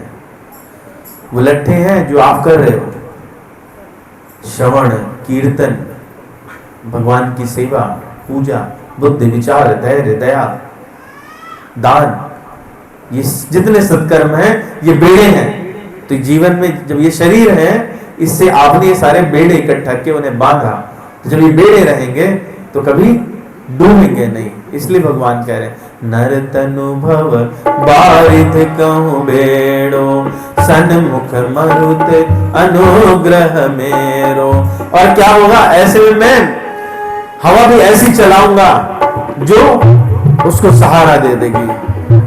तो वो हवा क्या है? वो हवा है कि आपको एक अच्छे परिवार में जन्म मिल जाता है, एक वैष्णव परिवार में आपको जन्म मिल जाता है, एक भक्त का सानिध्य मिल जाता है, सुमति मिल जाती है। ये है भगवान की सुंदर हवा। और जब ये सुंदर हवा चली और आपके पास बेड़ा है, आपने उसको बेड़ा समझा, तो क्या होता है? कर्ण धार सद गुर दृढ़ नावा, दुर्लभ साज सुलभ करि पावा। तब आपको एक गुरु, भगवान की कृपा से एक गुरु मिलते हैं, जो क्या? कर्णधार, कैप्टन। और फिर जिस डायरेक्शन में जाना है बेड़ा, उस डायरेक्शन में चल देता है और भव सागर आसानी से पार हो जाता है। तो कह रहे हैं भगवान कि जो ये नहीं समझे, जो न तरय भव सागर नर समाज यश पाय, सो कृत निंदक मंदमति आत्माहन गति जाए। आत्महत्या 2 प्रकार की होती है। एक होती है शरीर की हत्या, सुनते ना, फांसी पे लटक है, वो असल में आत्महत्या नहीं, वो शरीर हत्या है। आत्महत्या क्या है? कि हमने अपने को, इस जीव को हमने फंसा दिया। तो पूरा शरीर मिला आपको किस लिए? भक्ति करने के लिए। ये शरीर, इसके अलावा दूसरे शरीर में भक्ति नहीं कर सकते, राम नाम नहीं ले सकते। तो हमने क्या किया? इस शरीर को नष्ट कर दिया। तो जो हमको मौका मिला था वो हमने समाप्त कर दिया, जीव को फंसा दिया फांसी के फंदे में। तो वो फांसी के फंदे में फंसना, वो भगवान क्या कह रहे हैं, वो मूर्ख है, वो आत्महत्या कर रहा है। इसको कहते हैं आध्यात्मिक आत्महत्या। उसने आध्यात्मिक आत्महत्या कर ली है। और आगे भगवान कहते हैं कि अगर किसी को दोनों जगह सुख चाहिए, यहां भी और परलोक में, जो परलोक यहाँ सुख चाहूं, सुनि मम बचन हृदय दृढ़ गाऊं, सुलभ सुगत मार्ग यह भाई, भगति मोर पुराण शुद्ध गाई, ज्ञान अगम प्रत्युग अनेका, साधन कठिन न मन कहूं टेका, करत कष्ट बहु पावई को, भक्तहीन मोहि प्रिय नहीं सो, भक्तहीन मोहि प्रिय नहीं सो। किसी को अगर सुख चाहिए यहाँ पर भी और वहां पर भी, तो मेरा वचन ध्यान से सुने। तो भगवान ने अयोध्या में अयोध्या वासियों को जो बात कही, वो गोस्वामी जी ने सहज हमारे लिए उत्तरकांड में लिख के दे दी। तो आप ऐसा मानो कि हम इतने सौभाग्यशाली हैं कि भगवान वही बात हमसे कह रहे हैं जो इस लोक में और उस लोक में दोनों जगह सुख चाहते हैं, उन्हें मेरी बात हृदय में रख लेनी चाहिए, दृढ़ता पूर्वक समझनी चाहिए। और मेरी जो भक्ति है, ये मार्ग कैसा है, सुलभ है, सुखदायक है। पुराण वेद सब इसको यही कहते हैं कि इससे आसानी से, और भी बहुत सारे रास्ते हैं ज्ञान मार्गी बन सकते हैं। जैसे अभी कहा जाए, हमारे आपके बस की है क्या कि लोटा कमंडल लिया और चले गए -5 डिग्री में, पहुंच ही नहीं पाएंगे।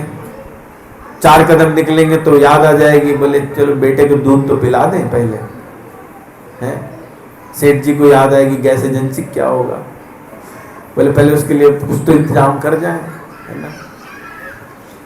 निकलने में बड़ी कठिनाइयां, और निकले, मान लो हेलीकॉप्टर या कुछ व्यवस्था कर ली, चले भी गए, तो वहां पे याद आना शुरू हो जाती। बोले एक सुंदर पत्नी हुआ करती थी, 2, 4, 6, 10 बच्चे थे, परिवार इतना बढ़िया था, और मेरा घर तो अभी बनाया था ताजा ताजा, उसमें नए नए टाइल्स भी लगवाए थे। तो वहां जाकर के भी यही रह जाते। कठिन है, बहुत कठिन है। और फिर उसमें रास्ते बताए गए, भगवान ने बताया, वेदों में जो वर्णन है, भगवद गीता में उसका थोड़ा सा हिस्सा आता है, बताते हैं कि कैसे रहना चाहिए। तो वहां पर कुशा बिछा के और उसके ऊपर एक वस्त्र बिछा करके, और फिर नाक की सीध में आंखों को रख करके, और प्राणायाम करते हुए श्वास को ऊपर ले जाते, नीचे ले जाते, करके देखो थोड़ा 5 मिनट। इस उम्र में बैठने लगोगे तो पद्मासन में 5 मिनट में ही हड्डियां टेटे करने लगेंगे, उसके बाद चटके लगेंगे, है ना। सीधे करोगे तो कड़क कड़क आवाज आएगी। तो उस कड़क कड़क में और कड़कती हुई ठंड में हमारे बस की बात है नहीं है। भगवान ने इसलिए क्या किया, बहुत ही सुलभ। दूसरे कोई साधन करेंगे बहुत कष्ट है।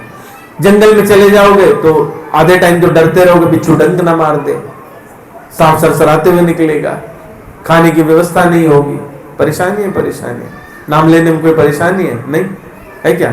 श्री राम जय राम जय जय राम, श्री राम जय राम जय जय राम, श्री राम जय राम जय जय राम, श्री राम जय राम जय जय राम, श्री राम जय राम जय जय राम, श्री राम जय राम जय राम जय जय राम, श्री राम जय राम जय जय राम, श्री राम जय राम जय जय राम, श्री राम जय राम जय जय राम, श्री राम जय राम जय जय राम, श्री राम जय राम जय जय राम,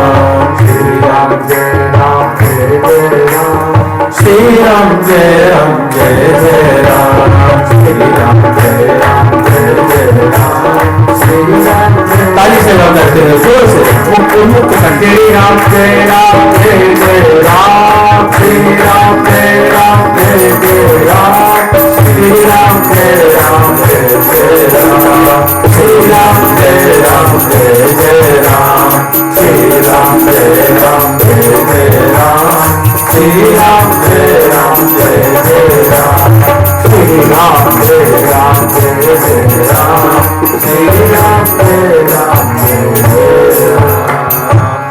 वृंदावन बिहारी लाल की जय, श्री सीताराम भगवान की जय, राधा वल्लभ सरकार की जय, गणपति भगवान की जय। तो भक्ति क्या है? आसान है। आसान थी नहीं? किसी को कठिनाई हुई श्री राम जय राम कहने में? हुई क्या किसी को कठिनाई? नहीं, कोई कठिनाई नहीं है, मजा ही मजा है। और साथ में क्या है? भगवान को सुंदर सुंदर प्रसाद बनाओ रोज, खीर पूड़ी हलवा जो मन करे खुद को वो घोटा और भगवान के सामने रखा और खुद चापा खूब सारा। आनंद है, आनंद है ना। तो भक्ति क्या है? वो आसान है और साथ में स्वतंत्र भी है। भगवान कह रहे हैं भक्ति स्वतंत्र सकल सुख खानी, बिनु सत्संग न पावहि प्राणी। पुण्य पुंज बिनु मिलहि न संता, सत्संगति संसति करे अंता।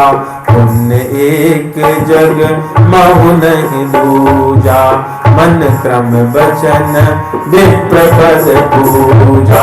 सानुकूल तेहि परम मुनि देवा, जो तज कपटु करई द्विज सेवा। जो तज कपटु करई द्विज सेवा। भक्ति कैसी है? स्वतंत्र है और समस्त सुखों को देने वाली है। लेकिन शर्त क्या है? बिना सत्संग के भक्ति मिलती ही नहीं।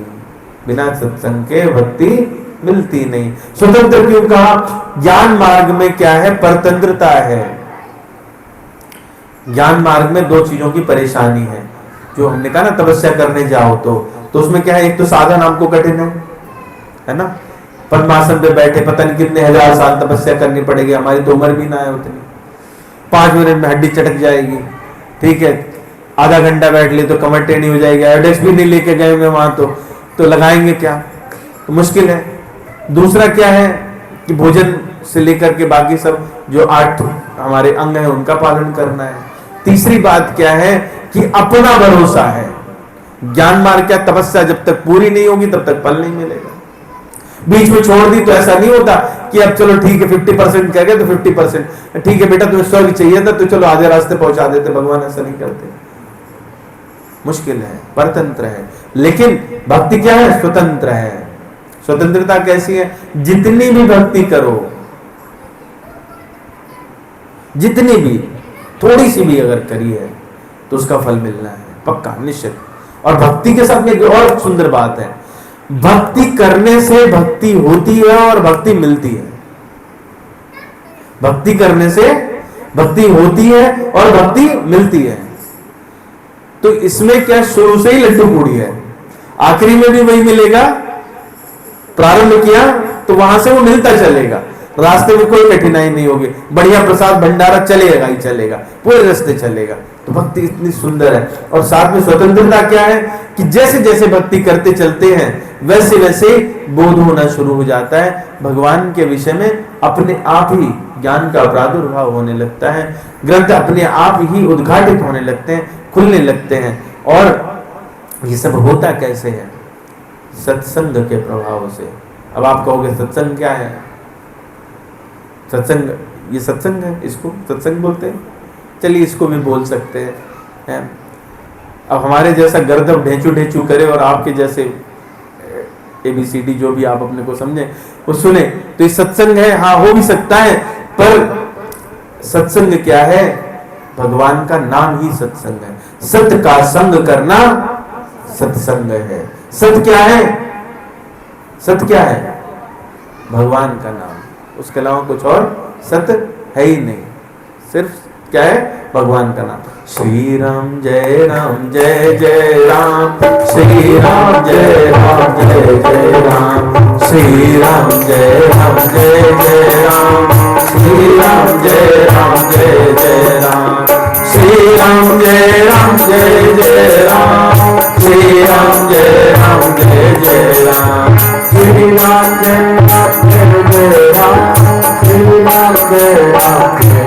राम, राम जय राम जय राम, श्री राम जय राम जय जय राम, श्री राम जय राम जय जय राम, श्री राम जय राम जय जय राम, श्री राम जय राम जय जय राम, श्री राम जय राम जय जय राम, श्री राम जय राम जय जय राम, श्री राम जय राम जय जय राम, श्री राम जय राम जय जय राम, श्री राम जय राम जय जय राम, श्री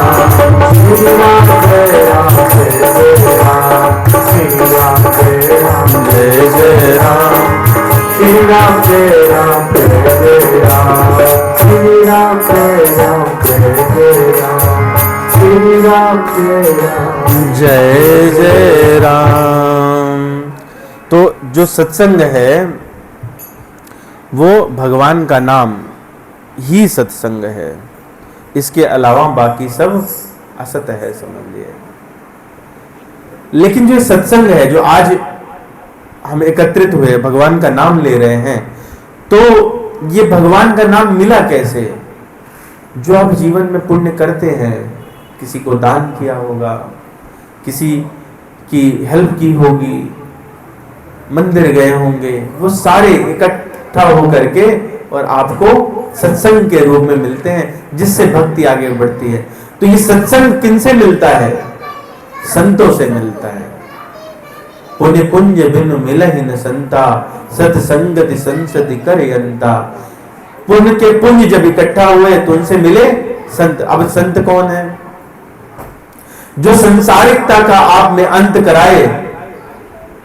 सासे संसारिकता और अंत, संसारिकता का जो अंत कराए वो है संत। जिसके मिलने से आपको भक्ति की इच्छा करने लगे, जिससे मिलने से भगवान को जानने की इच्छा करने लगे, जिसके मिलने से आपको वृंदावन जाने की इच्छा करने लगे, जिससे मिलने से भगवत ग्रंथ पढ़ने की इच्छा करने लगे, जिससे मिलने से लगे कि हम भी भक्ति करें, हमारा नाम में प्रेम होने लगे, वो है संत। संत की बहुत सारी डेफिनेशन, बहुत सुंदर बातें भी कही गई, लेकिन जो हमारे लिए हम कैसे पहचाने, हम कैसे पहचाने? अभी तो मैं आपको क्या है भागवत पुराण से कुछ सुना दूंगा, तगड़ा सा श्लोक, सुनने में अच्छा भी लग सकता है। तितिक्ष्वा कारुणिका सुहृदा सर्वदेहि नाम। पर यह कैसे टेस्ट करेंगे?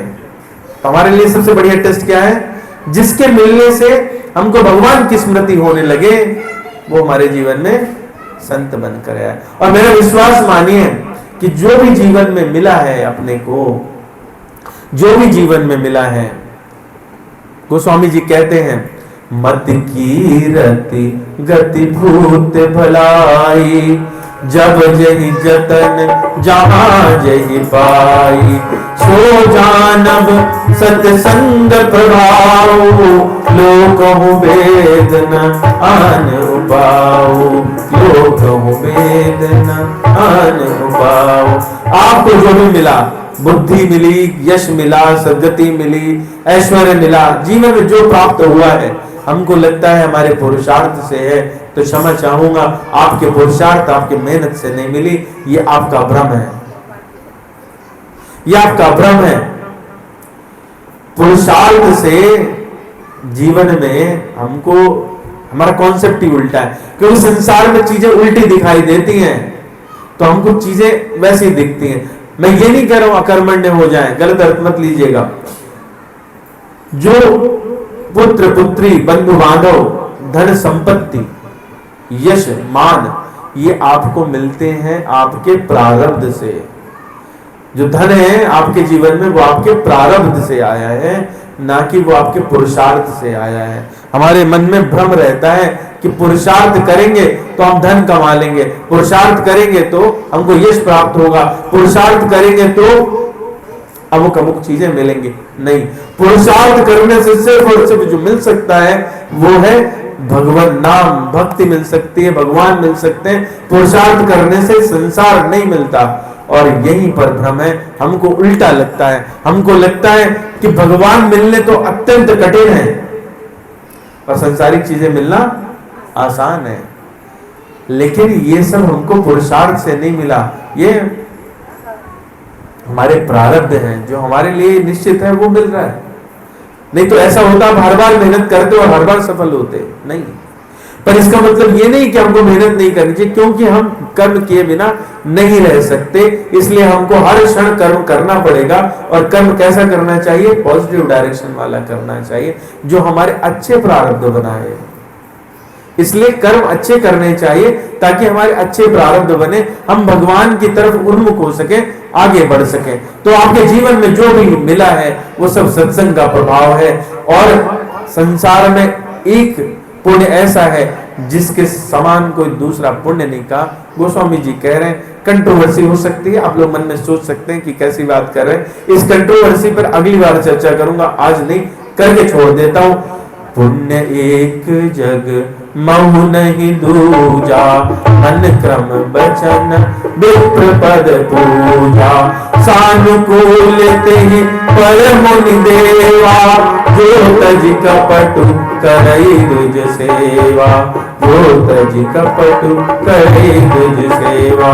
भगवान करे इसके समान संसार में कोई पुण्य नहीं है। कौन सा? ये पुण्य अगर आपने किया है तो आपको इसके प्रभाव से संत मिलेंगे, सत्संग होगा और भक्ति का प्रादुर्भाव होगा। वो क्या? विप्र के चरण कमलों की पूजा।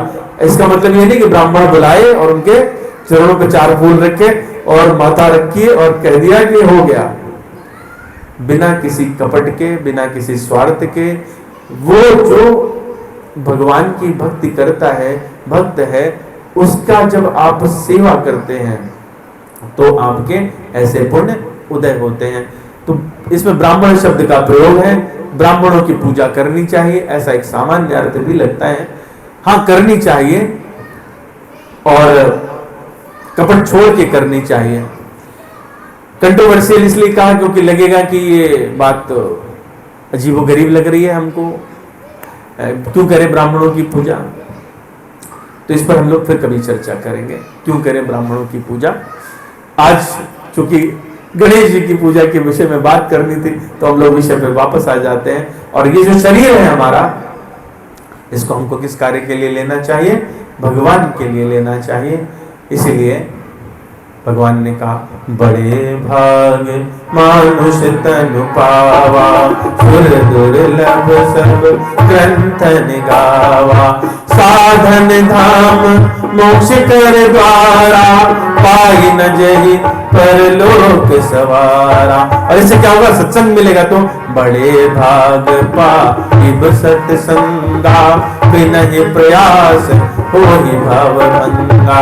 ये संसार, ये भवसागर से पार जाने के लिए हमको कोई प्रयास ही नहीं करना पड़ेगा, अगर हमको सत्संग मिले तो। सत्संग मिले तो इसलिए गरुड़ जी से काकभूषुंड जी इस शरीर की महिमा कहते हुए कहते हैं कि इस शरीर से तो भक्ति मिल सकती है। काकभूषुंड जी से गरुड़ जी ने 7 प्रश्न पूछे। उनके प्रश्नों के उत्तर में 7 बहुत सुंदर प्रश्न है, हमारे जीवन के वही प्रश्न होते हैं। आप सभी के पास रामचरितमानस होगी, नहीं है तो ले लीजिए, नहीं मिलती है तो आप मुझे बताइए। रामचरितमानस उपलब्ध हो जाएगी, आप सभी को हो सकती हैं। उसमें उत्तरकांड में ये प्रकरण है 7 प्रश्न का, उसको जरूर पढ़िए और उसमें फिर आपको पता चलेगा कि वही हमारे जीवन की सारी परेशानियां हैं जो गरुड़ जी ने काकभूषुंड जी से पूछी हैं। तो उस प्रश्न के उत्तर में प्रथम प्रश्न चल रहा है, उसके उत्तर में कह रहे हैं तात सुनहु सादर अति प्रीति, मैं संक्षेप कहूँ यह नीति। नर्तन सम नहीं कवनु देई, जीव चराचर जाचत जेई। नरक स्वर्ग अप वर्ग निसेनी, ज्ञान विराग भगति शुभ देनी। ज्ञान विराग भगति शुभ देनी। ये शरीर कैसा है? इसके समान कोई दूसरा नहीं है। इसको सब, चाहे देवता है, चाहे तिर्यक है, चाहे दूसरे जीव है, वो सब क्या मांग रहे हैं कि मनुष्य शरीर मिल जाए। और ये शरीर किस काम आता है? ये सीढ़ी की तरह है। नरक, स्वर्ग, अपवर्ग, निसेनी, 3 पायदान है। अच्छा, सीढ़ी लगाने के बाद सीढ़ी पे थोड़े न रहते हैं। गोस्वामी जी कह रहे हैं नरक, स्वर्ग, अपवर्ग, निसेनी, तो 3 चीजें मिल सकती हैं। पहला पाया पावदान, नीचे वाला नरक है, बीच वाला स्वर्ग है, उसके ऊपर अपवर्ग यानी मोक्ष है। लेकिन सीढ़ी पे नहीं लटके रहना, सीढ़ी लगाते हैं तो उसके बाद में कहीं चढ़ते भी हैं, जाते हैं ना, तो वो क्या है? वो भक्ति है, वो भगवत धाम है। नरक स्वर्ग अपवर्ग निशेनी, ज्ञान विराग भगति शुभ देनी। सो तनु धरि हरि भजहि न जे नर, होहि विषय रत मंद मंद तर। कांच किरिच बद लेते लेहि, करते डारि परस मन देहि। नहीं दरिद्र सम दुख जग माई, संत मिलन सम सुख जग नाई। पर उपकार बचन मन काया, संत सहज स्वभाव खगराया। नहीं दरिद्र सम दुख जग माई, संत मिलन सम सुख जग नाई। 2 बातें कहीं बड़ी इंपॉर्टेंट है। एक दरिद्रता जिसके जीवन में आ जाए उससे बड़ा दुख नहीं है। दरिद्रता का मतलब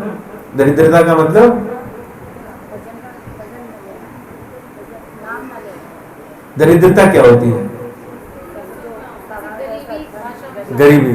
गरीबी। तो इसका मतलब है कि जो निर्धन है वो बिल्कुल ही बेकार है, भगवान को तो उससे प्रेम ही नहीं है। कठिनाई नहीं, दरिद्रता का मतलब है हमारे जीवन में है फिर भी हम अभाव महसूस करें। हमारे जीवन में है फिर भी हम अभाव महसूस करें, ये दरिद्रता है। संस्कृत में पढ़ा होगा, बचने क्यों दरिद्रता, मुख से बोलने में क्यों, वचन तो हम कितने भी बोल सकते हैं फिर भी नहीं बोल रहे। दरिद्रता का मतलब है कि हमारे पास उपलब्धता है लेकिन फिर भी, तो शरीर की उपलब्धता है, साधन की उपलब्धता है, लेकिन भक्ति नहीं कर रहे हैं, तो वो क्या है? दरिद्र है, वो दरिद्रता है। तो हमारे पास में साधन है, इतना सुंदर शरीर मिला है, बढ़िया खाने पीने रहने सुनने को मिले, जीव मिली, भगवान ने सुनने के लिए कान दी, देखने के लिए आंख दी, फिर भी भक्ति नहीं कर रहे। कह रहे हमारे पास तो अभाव है। हम तो भक्ति के लिए कैसी बातें करते हैं, बोले टाइम नहीं है साहब, है ना, ऐसे बोले टाइम नहीं है, आप बताओ हम कब करें। हम भी ऐसे सवाल पूछते हैं कभी कभी, बताओ हम कब करें भक्ति, हैं? सवेरे उठते हैं, भैया सभी उठते हैं, तुम उठते तो कौन सा नया काम कर रहे हो? सुबह उठते हैं 5 बजे उठ जाते हैं, अच्छा ठीक है, कृपा करिए आपने 5 बजे उठे, बोले उसके बाद बच्चे को देखना है, फिर ये देखना है, फिर वो देखना है, नहाना धोना, ऑफिस जाना, कब करें भक्ति बताओ? ड्यूटी भी जाना है, धंधे में भी जाना, हमारे जैसे लोग रहते, कुछ काटा पीटी करनी है, 4 मरीज लेटे होंगे वो भी करना है। फिर उसके बाद में धनार्जन है, फिर अच्छा टीवी ना देखे, आप तो चाहते हो मरीज जाए और टीवी ना देखें, भक्ति करें, है उसमें 7 बहू वाला सीरियल भी आता है ना? कौन सा सीरियल आता है? क्योंकि बहू की सास थी, कोई तो सीरियल ऐसे ही आते हैं, तो वो भी ना देखें, तो रात में सो गए, दिन भर थक जाते हैं, तो भक्ति कब करें? तो समय तो कब मिलेगा? कभी नहीं मिलेगा, ऐसा रोज चलते चला जाएगा। हमारे पास पूरा समय है, सबके पास 24 घंटे हैं, फिर भी हम समय के अभाव की बात कर रहे हैं, तो क्या है? ये दरिद्रता है, ये दरिद्रता है। तो दरिद्रता के समान कोई दुख नहीं है संसार में, और संत के मिलने जैसा कोई सुख नहीं है। अगर जीवन में कोई संत आ जाए तो समझ लीजिए कि आप सबसे सुखी हैं, भगवान ने अत्यंत कृपा की है आप पे। तो इसलिए, और उससे क्या मिलेगा? भक्ति मिलेगी। शरीर से हम क्या कर सकते हैं? भक्ति कर सकते हैं। अब भक्ति चीज क्या है? बस 5-7 मिनट और लूंगा। भक्ति चीज क्या है, हमारे जीवन में क्यों जरूरी है, इससे क्या आनंद है, बस इतना और सुन लीजिए। सभी लोग बोर हो रहे होंगे, मैं जानता हूँ, भक्ति अच्छी चीज नहीं है, सब लोग को अच्छी नहीं लगती, फिर भी कोई बात नहीं, कोई बात नहीं है। टाइम तो क्या है ना, कभी कभी हम कुछ पेनफुल तरीके से भी अच्छी चीजें लेते हैं, ठीक है, होता है ना ऐसा। कई बार जब टिकट लेना होता है तो धक्के खा के भी ले लेते हैं, क्योंकि ट्रेन में चढ़ना है ना, गंतव्य तक पहुंचना है, तो धक्के, थोड़े से धक्के।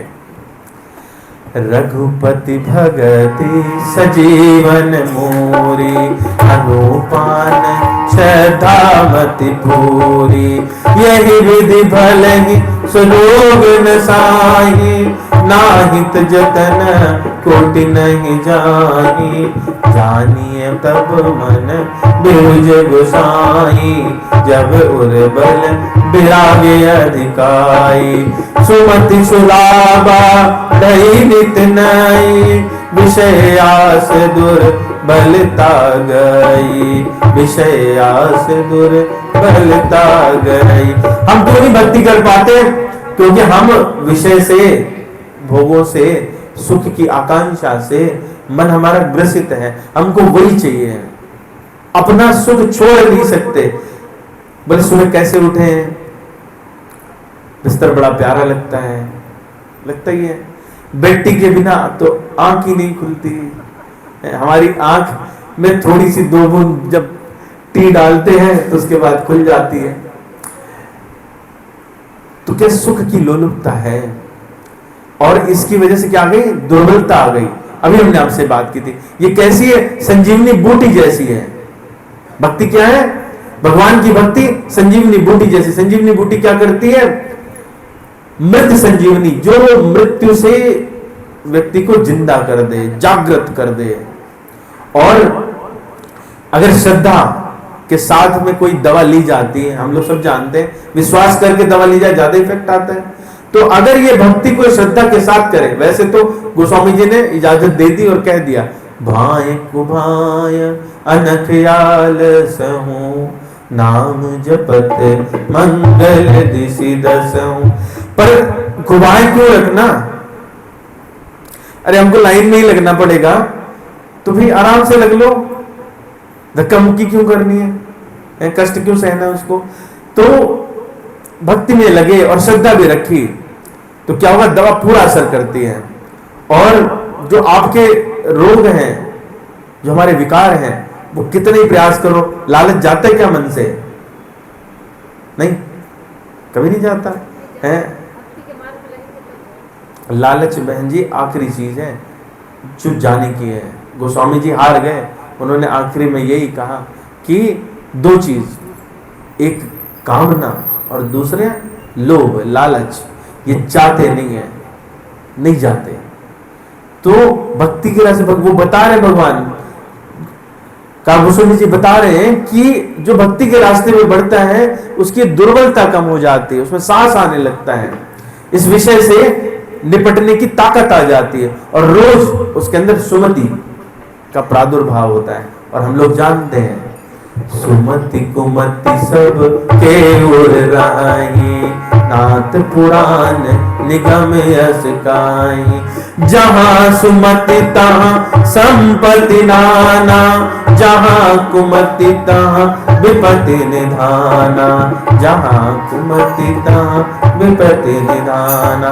जिसमें क्या हो रहा? सुमति क्षुधा बाढ़ी नित नई, रोज नई नई बुद्धि आ रही है। भगवान हमको बुद्धि देते कि कैसे हमारी भक्ति बढ़े, और जैसे जैसे बढ़ती जाती है वैसे विषय की दुर्बलता कम होती जाती है, और इससे हमारे क्या होगा? मन शुद्ध होना शुरू होता है। विमल ज्ञान जल जब सुनहाई, तब रहे राम भगति उर छाई। और इस सुंदर ज्ञान से जब हमारा मन एकदम ओतप्रोत हो जाता है तो क्या होता है कि हृदय में भगवान की भक्ति और बढ़ने लगती है। तो हमने कहा था भक्ति करते हैं तो क्या होता है? भक्ति होती है और भक्ति मिलती है। भक्ति करते हैं तो भक्ति होती है और भक्ति मिलती है। सारी कठिनाइयां अगर अपन को दूर करनी है तो उसके लिए भी भक्ति करनी, भक्ति चाहिए तो भी भक्ति करनी है, और भक्ति का मजा लेना तो भी भक्ति करनी है। तो इससे सुंदर बात कुछ और हो ही नहीं सकती कि पहले दिन से जैसे ही आपके हाथ में आए उसी समय से बढ़िया लड्डू पेड़े हैं, कुछ भी कोई कष्ट वाली बात नहीं है। और इससे कोई ऐसा नहीं कि साधारण की बात है, ये भक्ति कोई साधारण चीज नहीं है। मैं आपसे कहूं कि जो खाना मोदी जी खाते हैं वो खाना आपको खाने को मिले तो आपको प्रसन्नता होगी। कम से कम इतना तो लगेगा ना कि अरे देखो हमारे पास भी वो थाली आई, सेम थाली आ गई। तो वो नाम जो भी हमने बात की थी भगवान शंकर, पार्वती जी, गणेश जी, ब्रह्मा जी सब जप रहे हैं, वो नाम आपको फ्री में मिल रहा है, फ्री में मिल रहा है, आनंद है ना। वही सेम चीज सेम थाली में, बस उसका प्रभाव जानना है।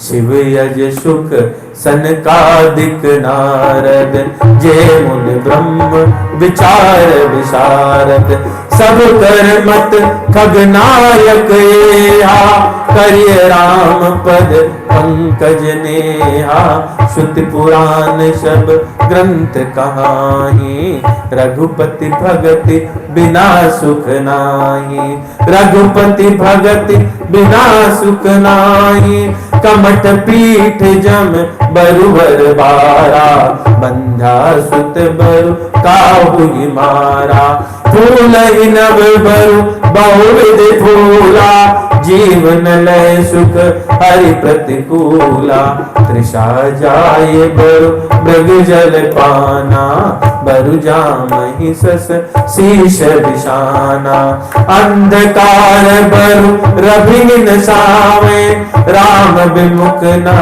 जीव सुख पावे, राम विमुख ना जीव सुख पावे, हिमते अनल प्रगट बरु होई, विमुख राम सुख पावन कोई, राम विमुख राम सुख पावन कोई।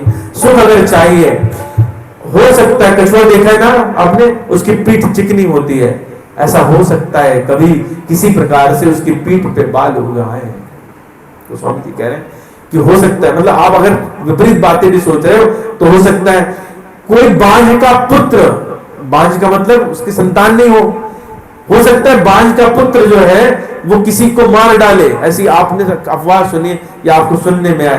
हो सकता है आकाश में फूल खिलने लगे, फूल कहां खिलते हैं? पृथ्वी पर, उल्टा हो जाए, आकाश में फूल खिलने लगे, लेकिन ये सब हो जाए, ये सब हो सकता है। पर कोई व्यक्ति अगर चाहे कि भगवान के विमुख होकर उसे सुख मिले तो नहीं मिल सकता, नहीं मिल सकता, नहीं मिल सकता। बिना जल के पिए मृग तृष्णा से प्यास बुझ जाए, खरगोश के सिर पर सिंह निकल आए, देखे ना खरगोश सिंह नहीं होते, खरगोश के सिर पर सिंह निकल आए और अंधकार सूर्य को नष्ट कर दे, क्योंकि उल्टा होता है, एक किरण मात्र आती है तो अंधकार खत्म हो जाता है। गोस्वामी जी कह रहे सब उलट जाए, सब कुछ हो जाए, पर अगर भगवान के विमुख हो गया कोई और सोचे कि उसको सुख मिलेगा तो नहीं मिल सकता, नहीं मिल सकता।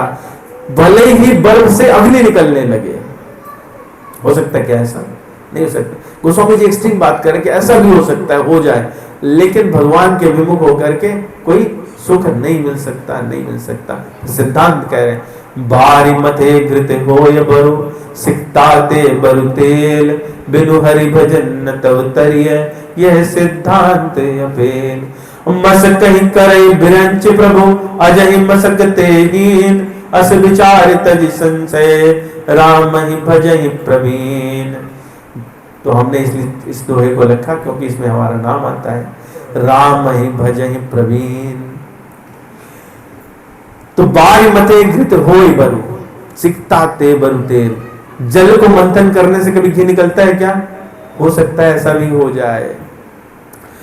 बालू को घिसने से, पेरने से, बालू को चक्की में डाल दें तो हो सकता है तो उसमें जैसे सरसों का तेल निकलता है, निकलने लगे, जल से घी बनने लगे।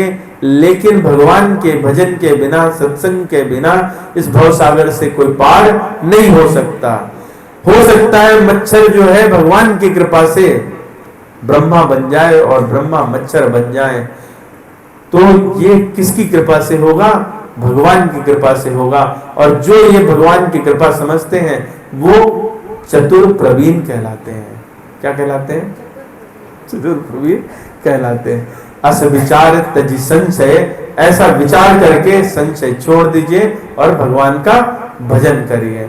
हमारे जीवन में एक लक्ष्य, एकमात्र धर्म, भागवत पुराण में वो परम धर्म कहा गया। धर्म बहुत सारे हैं पर एक परम धर्म है, सवै पुंसाम परो धर्मो यतो भक्तिर्यथोक्षजे, अहेतुक्य प्रतिहता ये आत्मा सुप्रसीदति।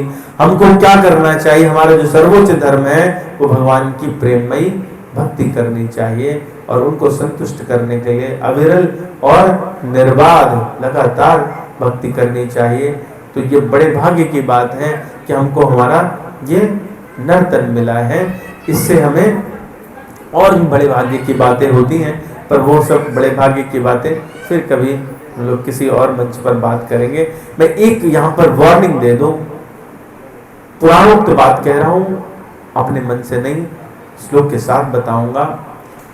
इसको अपने जीवन में उतार लीजिए, समझ लीजिए। गुरु न स्यात् सुजनो न स्यात्, पिता न स्यात् जननी न स्यात्। अर्थ बताऊंगा अभी। दैवं न तस्यान्न पतिश्च सास्यान्न, मोक्षेद्या समुपेत्य मृत्युम। गुरु न स्यात् स्वजनो न स्यात्।